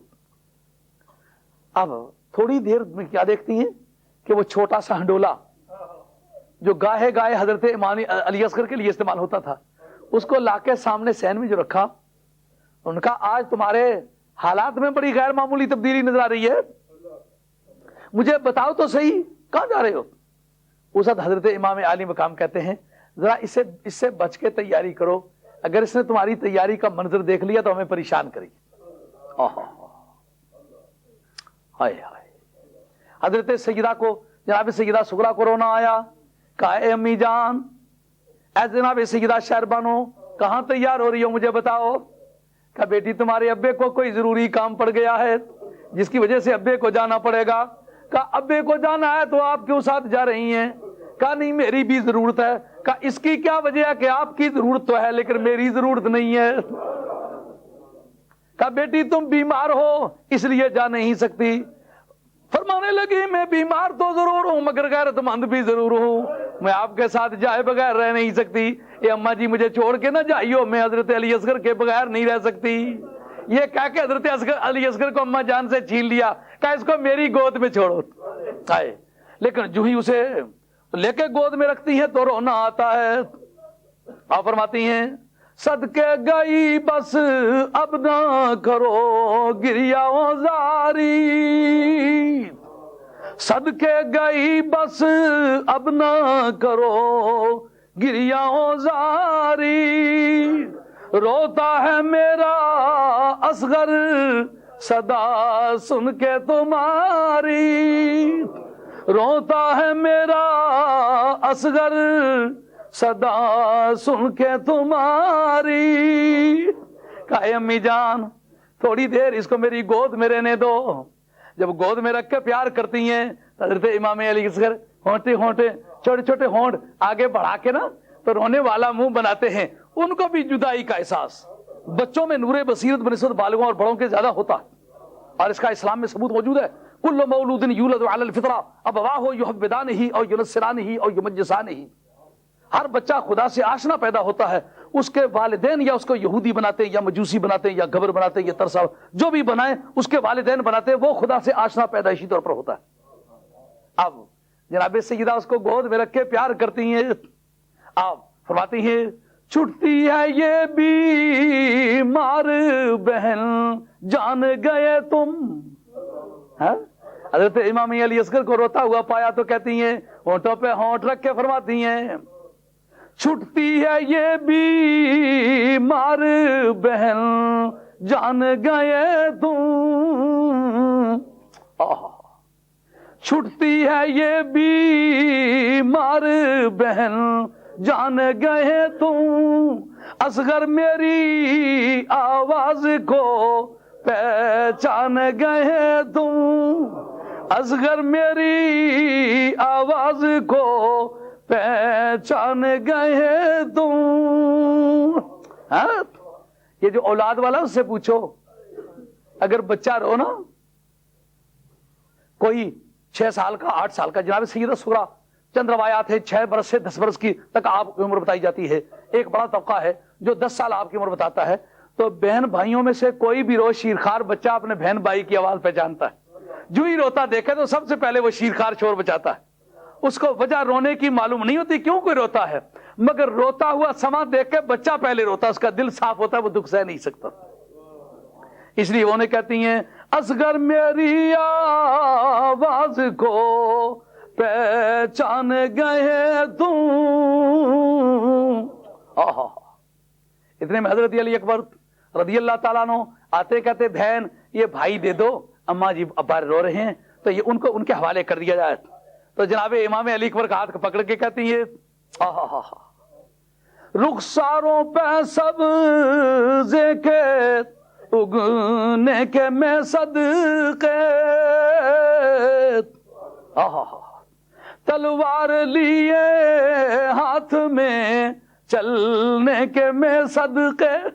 اور میرے بھائی تیرے ہاتھ میں تلوار کیسی جچتی ہے, گیسواں والے ذرا ٹھہر جا مجھے دیکھ لینے دے, پتہ نہیں تیری سغرا پھر تجھے دیکھ سکے گی یا نہیں.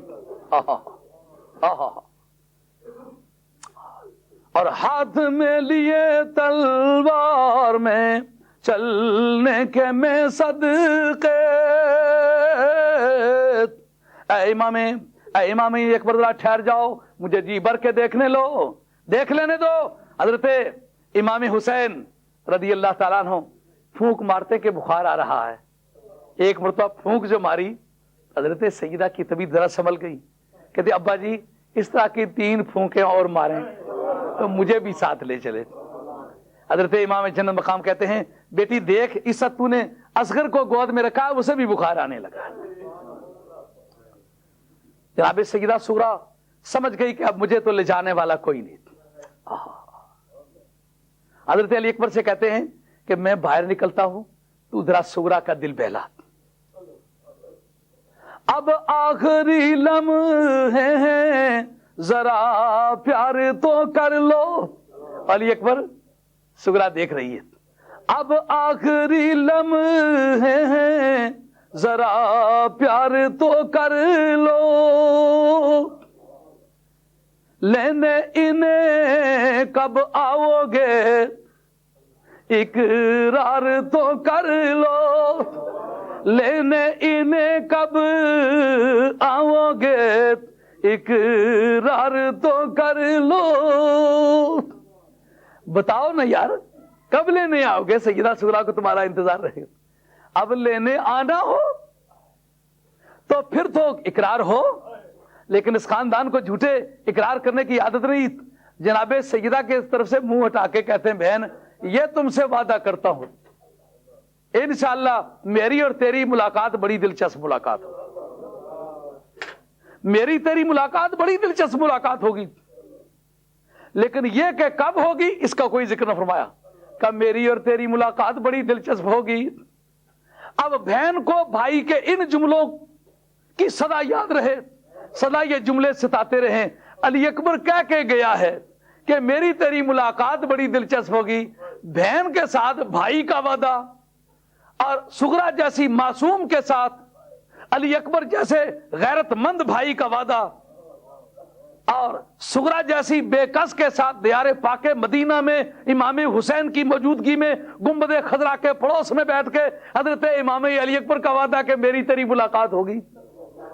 اب انتظار ہے، یہ رجب کے دن گزرے یا اگر شعبان میں گئے تو شعبان کے دن گزرے، ماہ رمضان شریف کے دن گزرے، یہ سب گزرتے چلے جا رہے ہیں۔ لیکن جناب سیدہ سمجھتی ہیں اور کچھ نہیں تو عید آ گئی ہے ماہ رمضان کی، تو ماہ رمضان کی عید کے موقع پر جتنے پردیسی لوگ ہیں لوٹ لوٹ کے گھروں کو آتے ہیں، کوٹھے پہ چڑھ چڑھ کے گنبد خضرا کے بغلوں سے آنے جانے والے رائیوں کو دیکھتی ہیں کہ ممکن ہے میرا علی اکبر بھی آئے، وعدہ تو کر کے گیا تھا میری تیری ملاقات ہوگی، لیکن ان کی معصومیت اس بات کو چیک نہ کر سکی کہ میں زندگی میں ہوگی کہ مر کے ہوگی، بدن کے ساتھ ہوگی یا صرف سر کی ملاقات ہوگی، کیا سما ہوگا ملاقات کا۔ اللہ اللہ اللہ اللہ۔ حضرت امام حسین کے بارے میں پھر تاریخ لکھتی ہے، یہاں سے گنبد خضرا سے روانہ ہو کے تو بقی شریف واسطے راستے نکلے۔ اگر آپ کو اتفاق ہوا جانے کا تو آپ یہ سمجھیں کہ نبی پاک علیہ الصلوۃ والسلام کی بارگاہ میں جو باب جبریل ہے نا، اس سے مشرق کی طرف منہ کر کے نکلے اور بقی شریف کے سامنے سے ہو کے روانہ ہوئے، کیونکہ یہ دراصل آخری الوداعی سلام تھا اپنی والدہ ماجدہ کی قبر اطہر پہ کہ اماں جان یہ حسین ہے جا رہا ہے۔ اور دیار پاک مدینہ کی وہ سرزمین کہ آج سے ٹھیک 60 برس پہلے ایک واقعہ اس سرزمین میں پیش آیا تھا، وہ کیا تھا کہ دونوں جہان کے سردار مکے سے روانہ ہو کر کے اس شہر میں داخل ہو رہے تھے، اور کوئی پکارنے والا پکار پکار کے کہہ رہا تھا طلع البدر علینا من ثنیات الوداع، طلع البدر علینا من ثنیات الوداع، وجب الشکر علینا ما دعا للہ داعی۔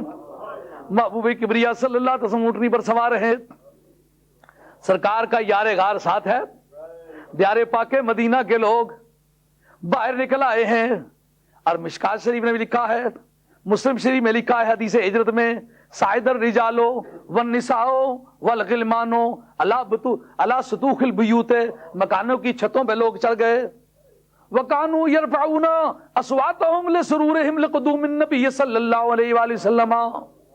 جب سرکار آ رہے تھے دف بج رہا، نَحْنُ جَوَارٍ مِّن بَنِي نَجَّارِ، بنی نجار کی لڑکیاں دف بجا رہی ہیں، ذرا اس منظر کا جو سما ہے اس کو ذہن میں لاؤ۔ دیار پاک مدینہ ہے، سرکار کا منہ شمال کی طرف ہے، اور جو جانے والے ہیں وہ جنوب کی طرف منہ کر کے جا رہے ہیں، وہ قبلے کی طرف منہ کر کے جا رہے ہیں، بنی نجار کی لڑکیاں دف بجا رہی ہیں، لوگ مکانوں کی چھتوں پر چڑھ گئے ہیں، بچے گلی کوچوں میں دوڑ رہے ہیں، اور کانا نداؤہم یا رسول اللہ ہے یا نبی اللہ ہے، لوگوں کی زبانوں پر یہ آواز تھی او اللہ کے رسول، او اللہ کے نبی۔ لوگ نبی پاک علیہ السلام کی آمد آمد کے نعرے لگا رہے تھے، دف بج رہا ہے، نعرے لگ رہے ہیں، لوگ مکانوں کی چھتوں پر چڑھ رہے ہیں، اور گلی کوچوں میں دھکم دھکا ہو رہا ہے، اور تکرونیوں نے بن نوٹ کا جوڑ نکالا، جس کو سمی کہتے ہو نا، یہ دیار پاک مدینہ کے لوگوں کے ایجاد ہے، یہ بن نوٹ جس کو گتکا کہتے ہو پنجابی میں۔ یہ لاٹیاں لے کر کے میدان میں نکلے، ادھر دف بج رہا ہے، ادھر نعرے لگ رہے ہیں، ادھر لوگ مکانوں کی چھتوں پر چڑھ رہے ہیں، سرکار جب دولہا بنے ہوئے اونٹنی پر سوار آ رہے ہیں، جس کو سوالانی کہتے ہو، دوست کے ساتھ جو بیٹھتا ہے، تو نبی پاک کا سوالہ ہے، سرکار کا یار غار جو غار میں بھی ساتھ ہے اور مزار میں بھی ساتھ ہے، وہ سرکار کے ساتھ بیٹھا ہوا ہے، کس شان تان سے مدینہ طیبہ میں داخلہ ہو رہا ہے، اور کوئی اونچی جگہ چڑھ کے کہتا ہے طلع البدر علینا من ثنیات الوداع، طلع البدر علینا من ثنیات الوداع۔ یہ سرکار کی آمد کے موقع پر یہ گیت گایا گیا، طلع البدر علینا من ثنیات الوداع وجب الشکر علینا ما دعا للہ داعی۔ آپ جس شہر کے رہنے والے ہیں مہربانی کر کے اپنے اپنے شہر کا تصور کیجئے ایک مرتبہ۔ میں جس گاؤں کا رہنے والا ہوں سندھ سیدہ اس گاؤں کا نام ہے، اور ہمارے خاندان میں جب بھی کوئی آدمی رخصت ہوتا ہے، شہر کا کوئی آدمی رخصت ہوتا ہے، تو میرے چچیرے بھائی تھے اور ان کے کھیت میں ایک جو مادہ کیکر ہوتا ہے اس کا ایک درخت، اس کو ککری کر کے بلاتے ہیں، تو اس کو کہتے دیوان شاہ اور ککری تک گئے ہیں۔ وہ میرے چچیرے بھائی تھے، دیوان شاہ صاحب ان کا اسم گرامی تھا۔ جب کسی کو رخصت کرنے لگتے تو وہاں تک جایا کرتے تھے، جس وقت کسی کو ریسیو کرنے جاتے تو استقبال کے لیے وہاں تک جایا کرتے۔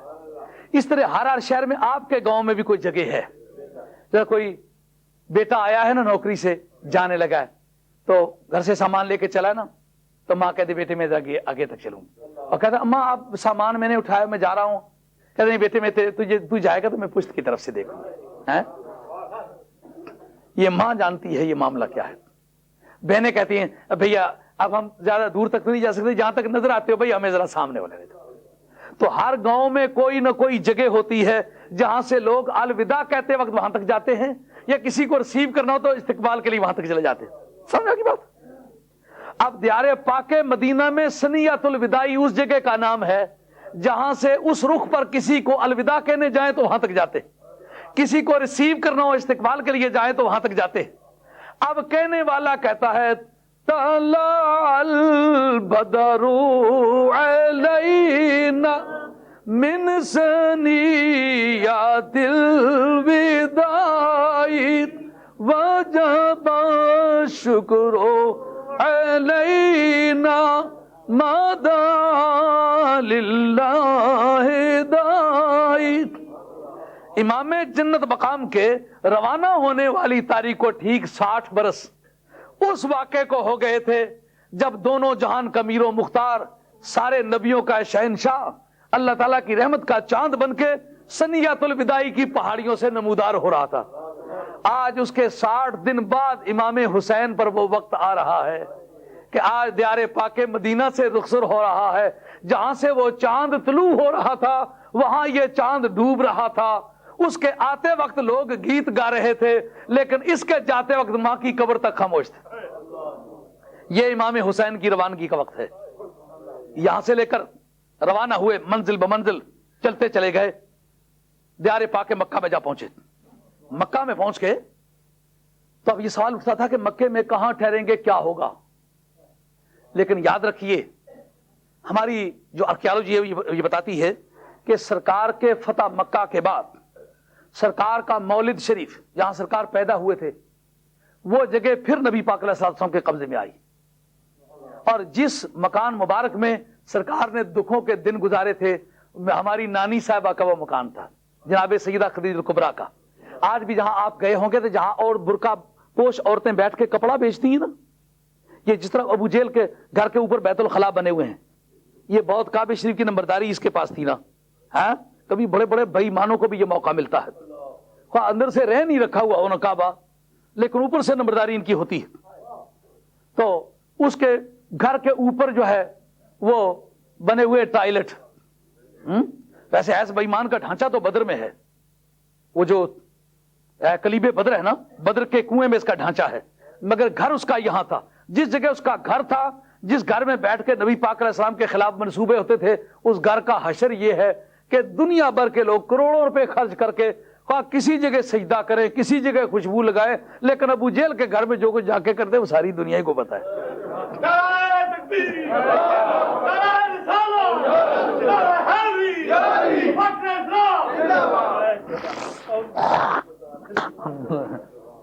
تو عرض خدمت ہے کہ اس سے اوپر ہے وہ گھر، یعنی شمال مشرقی کونے میں تقریباً کو 100-150 گز کے، بلکہ اس سے کچھ کم فاصلے پر وہ مکان ہوگا جس میں جناب سیدہ خدیجہ الکبریٰ رضی اللہ تعالیٰ کی ذات پاک تھی، یہ ان کا مکان تھا۔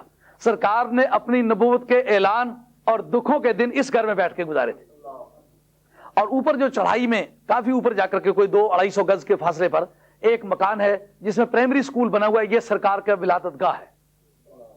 اس سے اوپر شمال جنوب مشرقی کونے میں جو 100-150 گز کے فاصلے پر پتھروں والی گلی میں ایک اونچی جگہ مکان ہے جس کو بیت ابی طالب کہتے ہیں.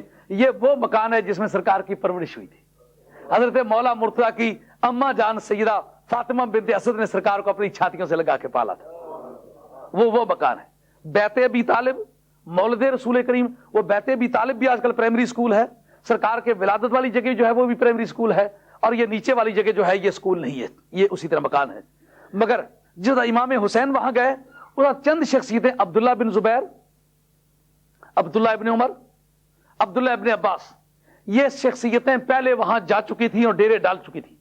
جب حضرت امام جنت وقام کی آمد کی شروع ہوئی کہ وہ آ رہے ہیں, ایک شور مچ گیا کہ محبوب کبریا کا نواسہ آ رہا ہے. اب وہ جتنی پیریاں فقیریاں لوگوں کی تھیں ان پر خاصا اثر پڑنے لگا. آج وہ استقبال کے لیے سارے نکلے کہ یہ نبی کا نواسہ ہے. یہ پرابلم ہر زمانے کے پیروں کو رہی ہے, ہر زمانے کے صوفیوں کو رہی ہے. سید آیا تو پیٹ میں درد پڑا, اور تو چھوڑیے اور جلیل القدر قسم کے صحابہ جن کا نام باقاعدہ تاریخ لیتی ہے, انہوں نے خود یہ کوشش کی یہ یہاں سے چلے جائیں. اگر مکے میں رہ گئے تو ان کی موجودگی میں لیڈر کسی نے ہمیں نہیں سمجھنا, پیر ان کی موجودگی میں ہمیں کسی نے نہیں سمجھنا. آج نہیں دیکھا کہ میرے جد کریم کا نام لے کر کے 11ویں اکٹھیاں کر کر کے کھانے والے, جب مجھے دیکھا تو پاؤ پر کی آنکھ نکال کے دیکھا کہ نہیں دیکھا. یاد رکھو قیامت کا جب میدان ہوگا تو کھاتا ایک ہی ہے تمہارا. اب جناب امام حسین وہاں جہاں پہنچے, اب وہ تسلی کا ایک موقع ہے. نانی جان کے مزار پہ حاضری دی جنت المعلا میں, کہ نانی جان آج تیرا حسین مدتوں کے بعد پھر تیری بارگاہ میں حاضر آیا ہے. جس مقصد کی جستجو میں تیرا زیور بکا تھا, جس مقصد کو پورا کرنے کے لیے تیرے بازوؤں کے کنگن بکے تھے, جس مقصد کے پورا کرنے کے لیے شاب ابی طالب میں سزائیں کاٹی گئی تھی, جس مقصد کو پورا کرنے کے لیے اپنی زندگی کا سارا اثاثہ آپ نے لٹایا تھا, آج اس مقصد کے پورا کرنے کے لیے حسین اپنا بیٹا لے کے جا رہا ہے. علی اصغر لے کے جا رہا ہے, علی اکبر لے کے جا رہا ہے, قاسم لے کے جا رہا ہے, شہربانو لے کے جا رہا ہے, فاطمہ کبریٰ لے کے جا رہا ہے, سیدہ سکینہ لے کے جا رہا ہے, عباس علمدار مصطفیٰ کے اکھاڑے کے شیر کو لے کے جا رہا ہے. واہ واہ مولا مرتضیٰ تیرے خون پہ قربان. یوسف علیہ السلام کے ستیلے بھائیوں نے اپنے بھائی کو اپنے ہاتھوں سے کنویں میں گرایا تھا. آج عباس بھی حضرت امام حسین کا ستیلا بھائی ہے, لیکن بتایا کہ اس تاریخ کو مٹا کر ایک نئی تاریخ لکھیں گے. دنیا یاد کرے گی کہ پیغمبروں کے گھروں میں پیدا ہونے والے ستیلے تھے, مگر علی کے گھر میں پیدا ہونے والے ستیلے نہیں. لیکن حفظ مراتب کی انتہا ہے. یہ وہی عباس علمدار ہے جو باپ کی طرف سے سگا بھائی ہے. حضرت امام حسین نے کربلا کے اکھاڑے میں کہا, ایک اڑتا مدینہ طیبہ کی طرف منہ کر کے کہا, حسن تیرے پہنچنے کا وقت ہے. آج تیرے حسین کی پشت خالی ہے, پائیاں باج محمدہ کنڈ خالی, کلے بچے دی مائی کے مان کر سی. آج میری تنہائی کا وقت ہے, اے حسن آج کوئی میرے ساتھ ہو تو میں سمجھوں میرا بھائی ہے. تو اس وقت یہ رضا الہی کا معاملہ تھا, اس میں مداخلت کی گنجائش نہ تھی. حضرت عباس علمدار سے کہا, ایک مرتبہ مجھے بھائی کہہ کے پکارو, میرا تیرا باپ ایک ہے. کہا میرا تیرا باپ ایک ہے لیکن میری تیری ماں ایک نہیں. یہ شرف سیادت یہ خاندان ہاشمیہ کا ورثہ نہیں, یہ خاندان محمد کا ورثہ ہے, یہ خون مصطفیٰ کا ورثہ ہے, یہ خون فاطمہ کا ورثہ ہے. اب جس کی ماں فاطمہ نہ ہو وہ تیرا بھائی نہیں ہو سکتا. میں اگرچہ تیرا بھائی ہوں مگر بھائی کہلا نہیں سکتا. تیری نسب اور ہے, میری نسب اور ہے, تیرا مزاج مرتبہ اور ہے, میرا مزاج مرتبہ اور ہے. تیری باڈی میں مصطفیٰ کا خون ہے, میری باڈی میں صرف مرتضیٰ کا خون ہے. تیری باڈی میں مرتضیٰ کا خون بھی ہے, مصطفیٰ کا خون بھی ہے. اب تیرا بھائی وہ کہلائے جس کی باڈی میں مصطفیٰ کا خون ہو. جو آج کئی لوگوں کو کھجلی لگی ہوئی ہے نا جی, ہم بھی حیدر کرار کی اولاد میں سے ہمیں بھی سید کہو. 1400 برس پہلے تو یہ بات نہیں چھڑی, آج کیوں چھڑ رہی ہے؟ یہ سیادت کوئی دھات تو نہیں کہ زمین سے نکلی ہے, یہ سیادت تو پیچھے سے چلی آ رہی ہے. جن کو 1400 برس سید نہیں کہا گیا, آج ان کو کس تعویل سے سید کہا جائے گا؟ آج حضرت سیدنا امام حسین رضی اللہ عنہ کی ذات پاک اپنی نانی جان کے مزار کے سامنے کھڑے ہیں اور کہتے ہیں اے نانی جان آج دیار پاک مدینہ کو چھوڑ کے آیا ہوں, اسی مقصد کے لیے چھوڑ کے آیا ہوں جس مقصد کے لیے آپ نے یہ تمام آزار اٹھائے تھے, مگر تسلی ہے کہ چلو اماں کو چھوڑ کے آیا ہوں, اماں کی اماں تو ہے, سرکار کے گنبد خضرا کو چھوڑ کے آیا ہوں پر سرکار کی ولادت گاہ تو ہے, سرکار کا کمرہ چھوڑ کے آیا ہوں, سرکار کی جائے پرورش تو ہے, سرکار دو عالم علیہ الصلوۃ والسلام کی بارگاہ چھوڑ کے آیا ہوں لیکن سرکار دو عالم علیہ السلام کی قیام گاہ تو میرے پاس ہے. دن گزرنے لگے اور آمد و رفت ہونے لگی, خطوط کوفے سے ملنے لگے. آج یہ بات بھی بڑی سمجھنے والی ہے, وہ جو خط لکھتے تھے اپنا مذہب کیا سمجھ کے لکھتے تھے؟ ان کی اس وقت اگر اس وقت کا قانون سے پوچھے کہ تم کون ہو تو وہ اپنے نام کے ساتھ شیعہ کی تعبیر کرتے تھے, ہم شیعان علی میں سے. تو پھر بعد میں ان کو شہید کرنے کا, ان پر ظلم و ستم کرنے کا, ان کو ساتھ ہر طرح کے جور و جفا کو روا رکھنے کا کام کس نے کیا؟ انہیں نہیں کیا جنہوں نے خط لکھا تھا. تو اگر خط لکھتے وقت وہ اس مذہب کے لوگ تھے تو مارتے وقت بھی تو اسی مذہب کے لوگ تھے. یہ بات تو بڑی آسانی سے سمجھ میں آتی ہے کہ یہ کردار کس کا تھا. حضرت امام حسین کو خطوط ملنے شروع ہو گئے, خطوط ملے, آپ نے کہا بہتر ہوگا کہ اے امام مسلم تم جاؤ, جا کے حالات کا جائزہ اپنی آنکھوں سے لو. گئے, حالات کا جائزہ لیا اور ہزاروں کی تعداد میں آپ کے دستے اکبرست پہ بیعت ہوئے اور امام حسین کی رضی اللہ عنہ کی ذات پاک کی طرف سے انہوں نے ان سے بیعت لی. اور بیعت لینے کے بعد خط لکھے, اور خط لکھے تو کیا کہا کہ جلدی پہنچو, حالات بڑے سازگار ہیں. اب شام کی طرف جانا تھا, شامی لوگوں سے مقابلہ تھا, یزید کے ساتھ تصادم لینا تھا, اس کے لیے اڈا وہ چاہیے تھا جو قریب ترین ہو, وا دلیرو وا بہادرو. جو مقابلہ مدینہ طیبہ میں محفوظ رہ کے کیا جا سکتا تھا وہ کئی ہزار میل کی دوری پر آگے دشمن کی طرف بڑھ کے تو نہیں کیا جا سکتا تھا, مگر شیر ببر کی عادت ہے جہاں سے ڈز کی آواز آئے وہاں جاتا ہے مرے یا جیے.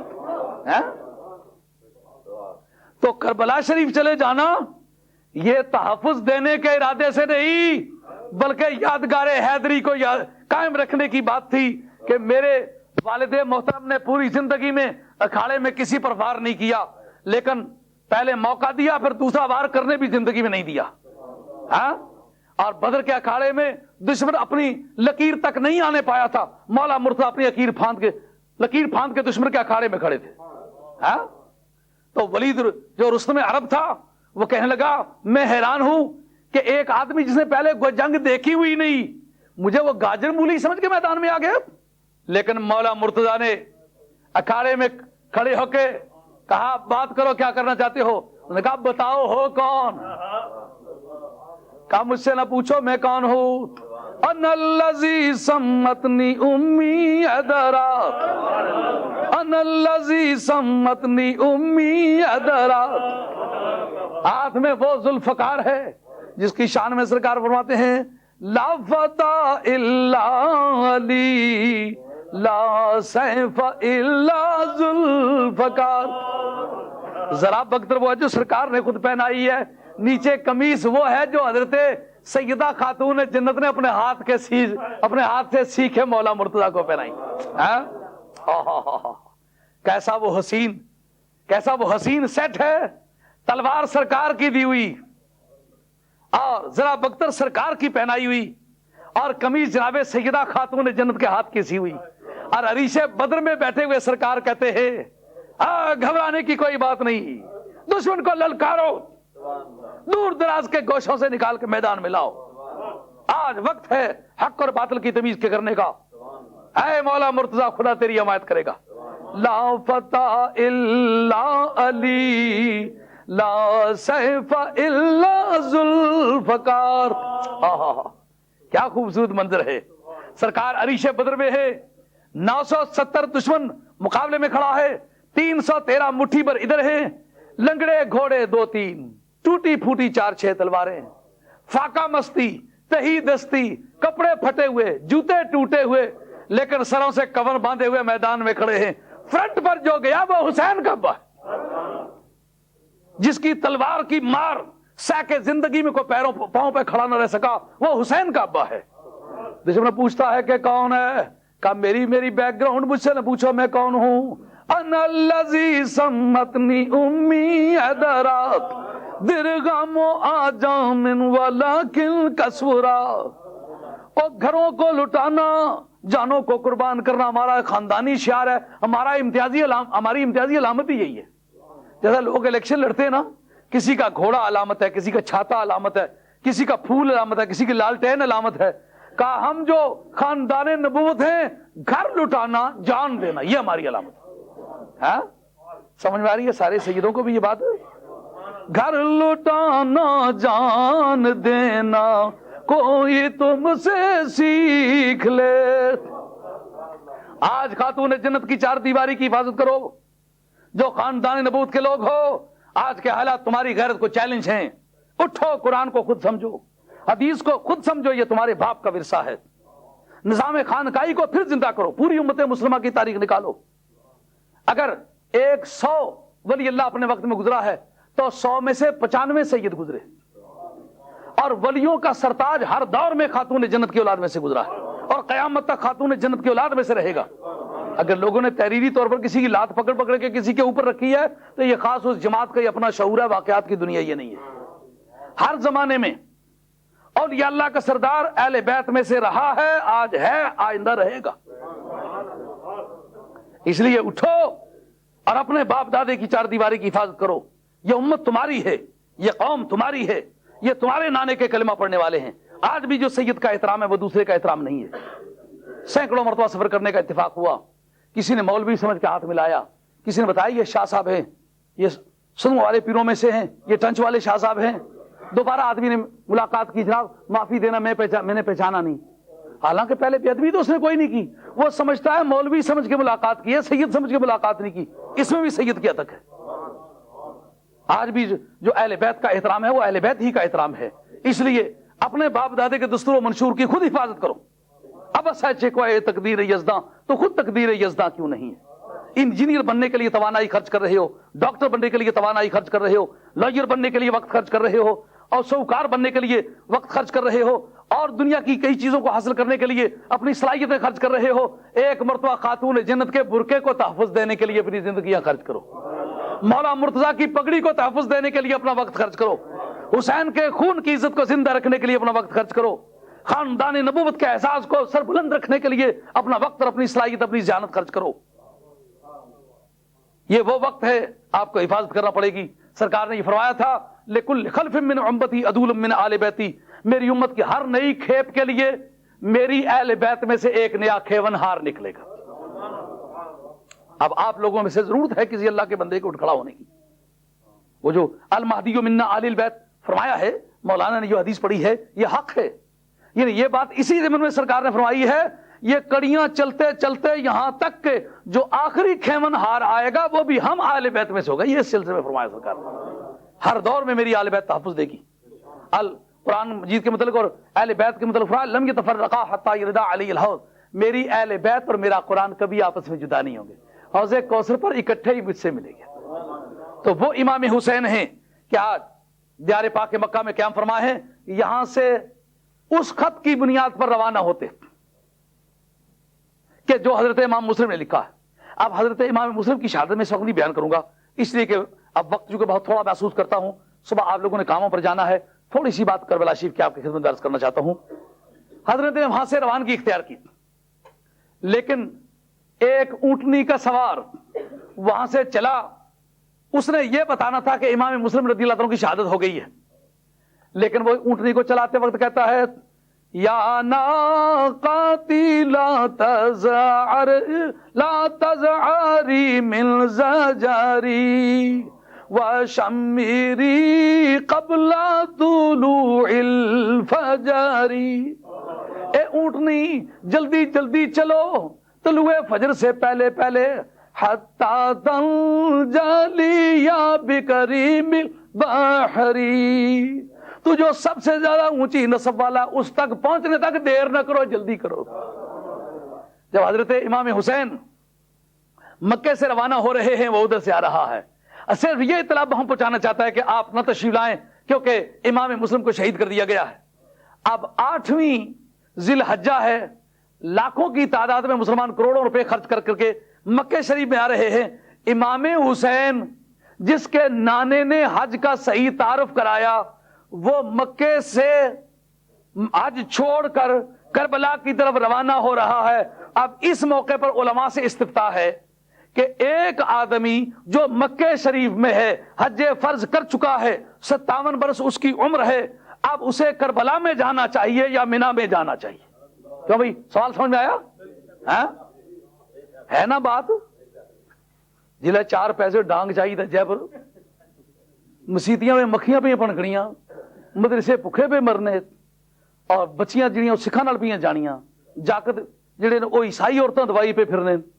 ऐसे वक्त पैसे मिशन पर खर्च करने बजाय रसलिंग लगी, वो फलाने चौधरी 10 हज करी है, मैं हूं 11 आना करा तो बचना ना। माइयां आखियां मैं 8-9 हज कीते, पर गमांड नसन जी वो 2 हज होर करी आई हुई है। एक कैसा हाल है? कोई गुरु सी ने भी कैसा हाल है 2 हज करी आई है? हज फर्ज तो कर लिया है, लेकिन हज नफल के मुकाबले में तो अब मस्जिदों पर पैसा खर्च करना, मदरसों पर पैसा खर्च करना, कुतुब खानों पर पैसा खर्च करना, नई नस्लों को तबाही से बचाने के लिए पैसा खर्च करना, यह ज्यादा जरूरी है। ये जो हज्जों की रसलिंग लगी हुई है ना, वुज़ू ने फर्ज नहीं पता, आज 12 कीते हुए, ये नहीं पता वुज़ू भजना किहड़ियां गल्लां नाल ते जुड़ना किहड़ियां गल्लां नाल, अज कीते गई उथा तक वो शॉपिंग। चंद मरतबा मैं भी अल्लाह ताला मौका देता हाजरी ना, जनाब जिंदगी कदे कलमा नहीं पढ़िया ना, शॉपिंग ने ठड़के नाल गई हुई। चलो आज फर्ज तो जरूर करना चाहिए सारे मुसलमानों की, जितने भी अकल बालिग है, लेकिन जनाब जी शॉपिंग है वो भी उत्थे किसी करनी, घरों कड़े लाई किसी तो 35-35 तोलिया ने बनाई कनीस ने, इसकी समझना अज करन गई सी हैं, वो 10 करिए मैं 12 करिए, एक साल है 3 अज, ये रफ्तार आसानी तक की जिंदगी है, एक साल है 2-2 3 हज कर रहे ना प्रोग्राम है। इमाम हुसैन को हज का ज्यादा इत्तिला है या मुझे और आपको ज्यादा इत्तिला है? आप उसके अहकाम को ज्यादा समझते हैं, मैं आप उसके अहकाम को ज्यादा समझता हूं। हजरत इमाम हुसैन जो दीन के बहुत राजदार हैं और दीन के हेड ऑफ द डिपार्टमेंट हैं, आपके वक्त में खुदा के कागजात में इमाम हुसैन जैसा कोई आलिम नहीं, इमाम हुसैन जैसा कोई दीनदार नहीं, इमाम हुसैन जैसा कोई इमाम नहीं, इमाम हुसैन जैसा किसी का मर्तबा नहीं, ना अरब में, ना अजम में, ना मशरिक में, ना मगरिब में। तो सबसे बड़ा आलिम, सबसे बड़ा दानाए राज, आज तो समझते हैं शायद इमाम हुसैन एक सीधे साधे भोले भाले एक सैयद का नाम था जो बिल्कुल कहीं शिकार करते करते करबला में चला गया। नहीं, इमाम हुसैन जिसका नाम है वो नबी पाक अलैहिस्सलाम की नबूवत यूनिवर्सिटी का सर्टिफिकेट होल्डर है, जिसने सरकार की गोद में बैठ के पढ़ा, सरकार के कंधों पे बैठ के पढ़ा, सरकार की आंखों में आंखें डाल के पढ़ा। एक मर्तबा देखे ईमान के साथ तो सहाबी है, तो सारी जिंदगी देखे तो फिर है, 100 बुत देखा हो पर फिर सरकार को देख के कलमा पढ़ ले तो फिर सहाबी। जिसने बुत देखा ही ना हो है, उसके इस्लाम की कीमत, जिसने कुफ्र देखा ही ना हो उसके इस्लाम की कीमत, जिसने अगर लाख चेहरे देखे हो तो लाख में से 2 मर्तबा किसी दूसरे का चेहरा देखा, बाकी सारा सरकार ही का देखा हो, खातून जन्नती का देखा हो, मौला मुर्तजाई का चेहरा देखा हो, उसके ईमान की क्या कीमत है? ये तो कोई सरकार की तरफ देखे, जब सरकार मुड़ के देख ले है ना, नजर आए तो पूछे फातिमा हुसैन कहां है? जी हजूर सो रहा है। अच्छा कहां सो रहा है? वहां सो रहा है, तो सोते को जाके प्यार करें है। हदीस में आता है कि नबी पाक अलैहिस्सलाम इमाम हुसैन और इमाम हसन से प्यार करते वक्त चेहरे पर प्यार से राजी नहीं होते थे, कभी सोए हुए उलट के ना, ये आदमी औलाद वाला तो ये समझता है, बेशक ये बयान नहीं कर सकते होंगे, कभी उसकी छाती को चूमने को दिल चाहता है, कभी पुष्ट चूमने को दिल चाहता है, कभी बाजू चूमने को दिल चाहता है, उतरे नहीं थे गल नहीं ना। हाँ, इन शान का हुवल अबतरे उतरे, ओ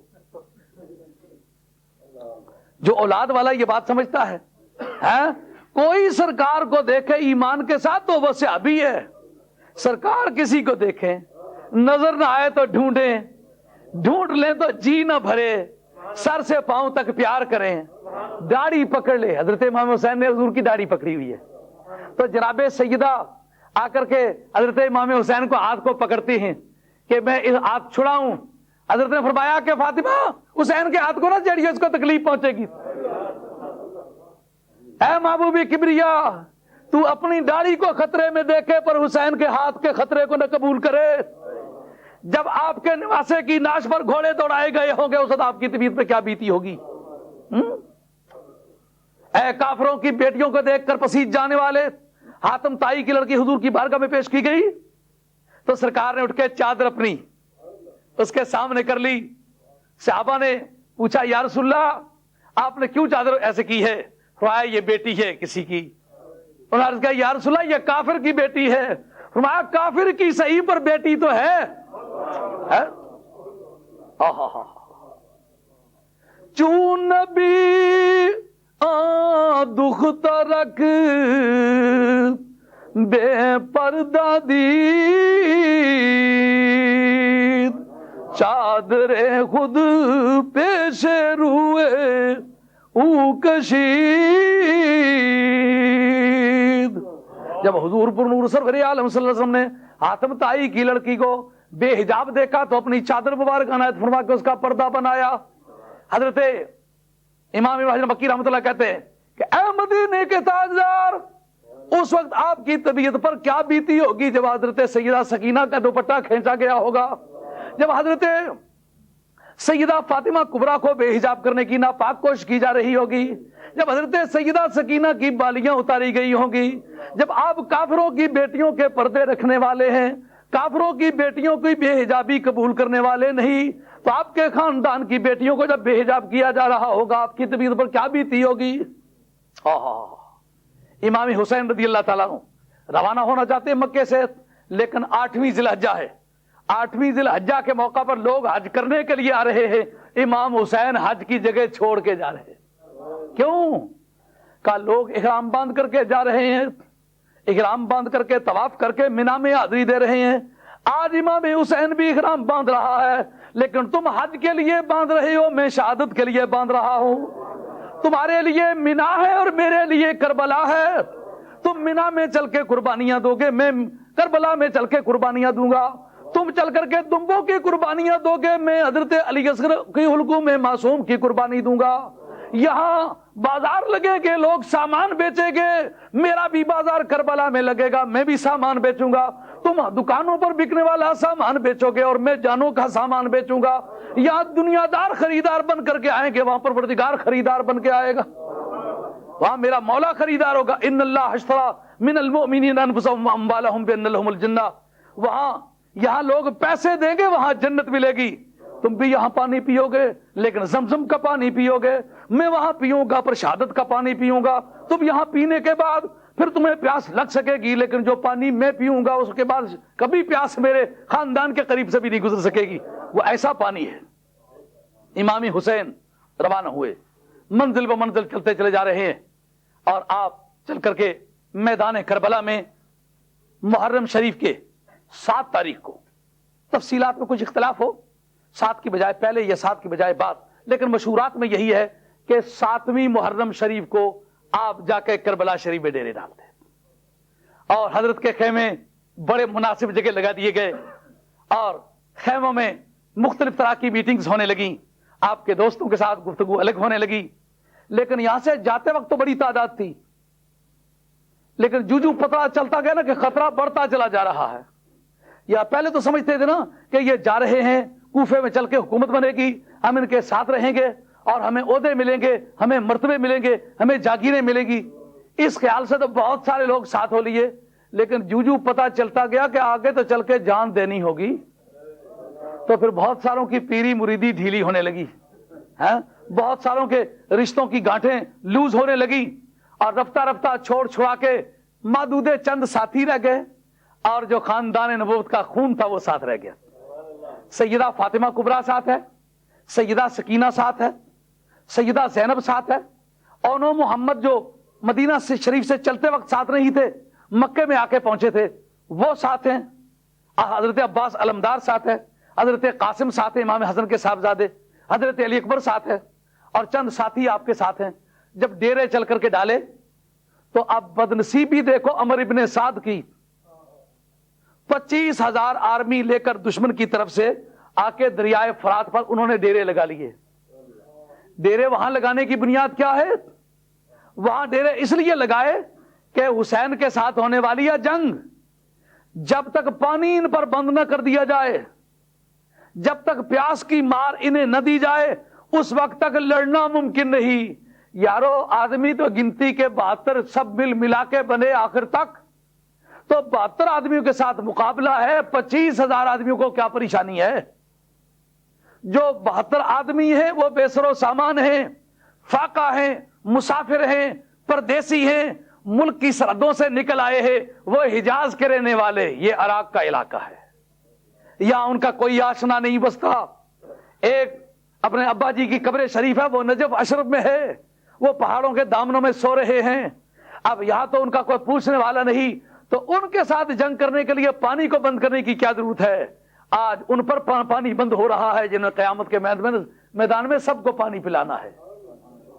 اور حوض کوثر پر حضرت مولا مرتضیٰ فرماتے ہیں قاسم کوثر کے ساتھ میں ہوں گا، کوثر کے جام میں تقسیم کروں گا. قرآن عظیم نے ایک مقام پر کہا وَقِفُهُمْ إِنَّهُمْ مَسْئُولُونَ. قرآن عظیم کی جو سیاق و سباق ہے اس میں یہ کفار کی حالت معلوم ہو رہی ہے. کہا جب دوزخ میں ڈالے جانے لگیں گے تو ان سے پوچھا جائے گا. اس پر حضرت امام ابن حجر مکی جیسے مدارات بن سوائے کے مورخ میں لکھا ہے کہ ان سے کیا پوچھا جائے گا؟ ان حب علی، پوچھا جائے گا کہ مولا مرتضیٰ سے پیار کرنے والے لوگوں کے نہیں. یارو جہنم تو واجب ہو چکی ہے، بو آ رہی ہے اس بات کی کہ اگر حب علی ملتی ہو تو بچت کا کوئی راستہ پیدا کر لے. اور ایک طبقہ اہل علم نے کہا کہ جب جنت میں جانے لگیں گے تو آخری سوال جنت میں داخلے کے وقت ہوگا، پوچھو حب علی رکھتے ہو کہ نہیں رکھتے ہو؟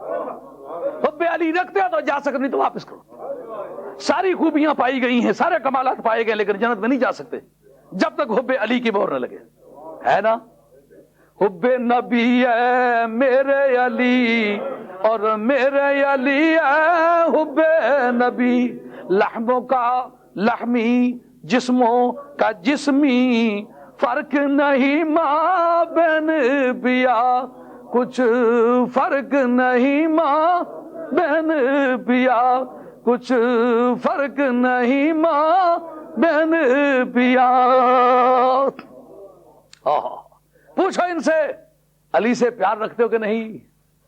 علی سے پیار رکھے تو بات بن جائے گی. دل حیدر دے نظارے کولو رجدائی نہیں،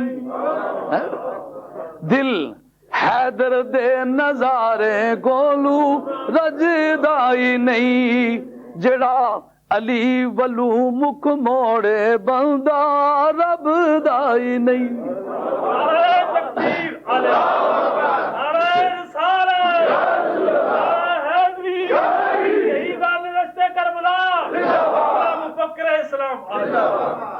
مستدرک کی حدیث ہے، مستدرک میرے پاس موجود ہے. النظر الی وجہ علی عبادت، علی کو دیکھتے رہنا عبادت ہے. النظر الی علی عبادت، ایک میں الی وجہ علی اور ایک رہا النظر الی علی، منہ علی کا ہو، ہاتھ علی کا ہو، لات علی کی ہو، پاؤں علی کی طرف دیکھنا عبادت ہے. پشت کی طرف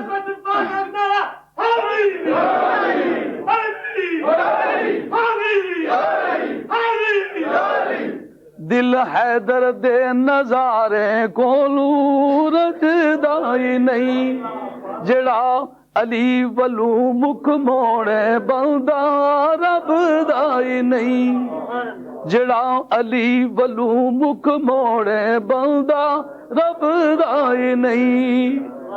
فرمایا لا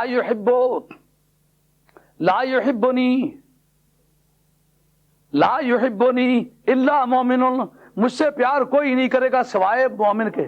لا یحب آل بیتی الا المومن، میری اہل بیت سے کوئی پیار نہیں کرے گا سوائے مومن کے. لا یحب علی الا المومن، علی کے ساتھ پیار وہی کر سکتا ہے جس کے سینے میں ایمان ہو. سینے میں ایمان نہ ہو تو علی سے پیار نہیں ہوگا، اور اگر علی سے پیار نہ ہو تو سینے میں ایمان نہ ہونے کی شہادت ہے. تو نہ ہونے کی شہادت ہو تو قرآن نے کہا کہ جن کے دل وہ کام نہیں کرتے جن کاموں کے لیے انہیں بنایا ہے، اولئک کل انعام، وہ چارپائیوں کی مانندے، بل ہم اضل، بلکہ ان سے بھی گئے گزرے ہیں، جیڑا علی ولو مکھ موڑے بندہ رب دائی نہیں، دل حیدر دے نظارے گولو رجدائی نہیں، جیڑا علی ولو مکھ موڑے بندہ رب دائی نہیں۔ یار 2 گھنٹے گزر چکے ہیں، انشاءاللہ کربلا شریف کا جو منظر ہے نا، اس جمعے سے اسے شروع کروں گا اور آئندہ چند جمعے وہ چلتا جائے گا۔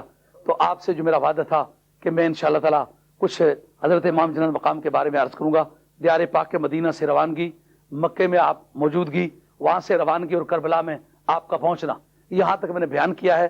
لیکن میں نے کوشش یہ کی ہے کہ جو واقعات بیان کیے جاتے ہیں اگر وہ کسی کتاب میں بھی نہ لکھے ہوئے ہوں، صرف مسلمانوں میں اور صحت مند مسلمانوں میں ان کا مشہور ہونا یہ بھی شرع میں دلیل ہے، اور اس کے برابر کے دلائل میں نے آپ کو حدیث سے نکال کے دیے ہیں جو یہ ثابت کرتے ہیں کہ اس باتوں کا راوی کوئی نہیں لیکن حدیث میں معتبر ہیں۔ کیوں معتبر ہیں؟ کہ مسلمانوں میں وہ باتیں مشہور تھی، اگر اوروں کی مشہور ہوں، نجاشی کی مشہور ہو تو بات پکی ہے، حسین کی بات مشہور ہو تو کچی ہے۔ حضرت عمر رضی اللہ عنہ کے فضائل کا راوی ان کا بیٹا ہو تو بات پکی ہے، حسین کے فضائل کا راوی حضرت امام زین العابدین ہو تو بات کچی ہے۔ یہ کس طرح ہو سکتا ہے؟ تو جن اوپر سے لے کر کے نیچے تک ہر فرد ایسا ہے کہ جس کی محبت سے کوئی آدمی منحرف ہو جائے تو کچھ نہیں بنتا آدمی کا۔ سرکار فرمان من ابغض احد من آل بیتی فقد حرم شفاعتی، او کما قال علیہ الصلوۃ والسلام، کہ جو آدمی میری اہل بیت کے کسی ایک آدمی کو بھی برا سمجھے گا میں اس کی شفاعت نہیں کروں گا، میں نہیں مانوں گا یہ میرا امتی ہے۔ اور جس کی پجری ہو کرے جس کا پہچانا، سرکار فرمان میری اہل بیت کے کسی آدمی کو بھی اگر برا سمجھے نا میں نے نہیں کہنا یہ میرا امتی ہے۔ اور ساتھ یہ بھی فرمایا من مات علی بغض آل محمد فقد مات کافرا، من مات علی بغض آل محمد فقد مات منافقا۔ سرکار نے فرمایا کہ جو آدمی اہل بیت کے بغض سے توبہ کیے بغیر مر گیا، مرا تو بغض اہل بیت اس کے سینے میں تھا، فرمایا وہ منافق کی موت مرا۔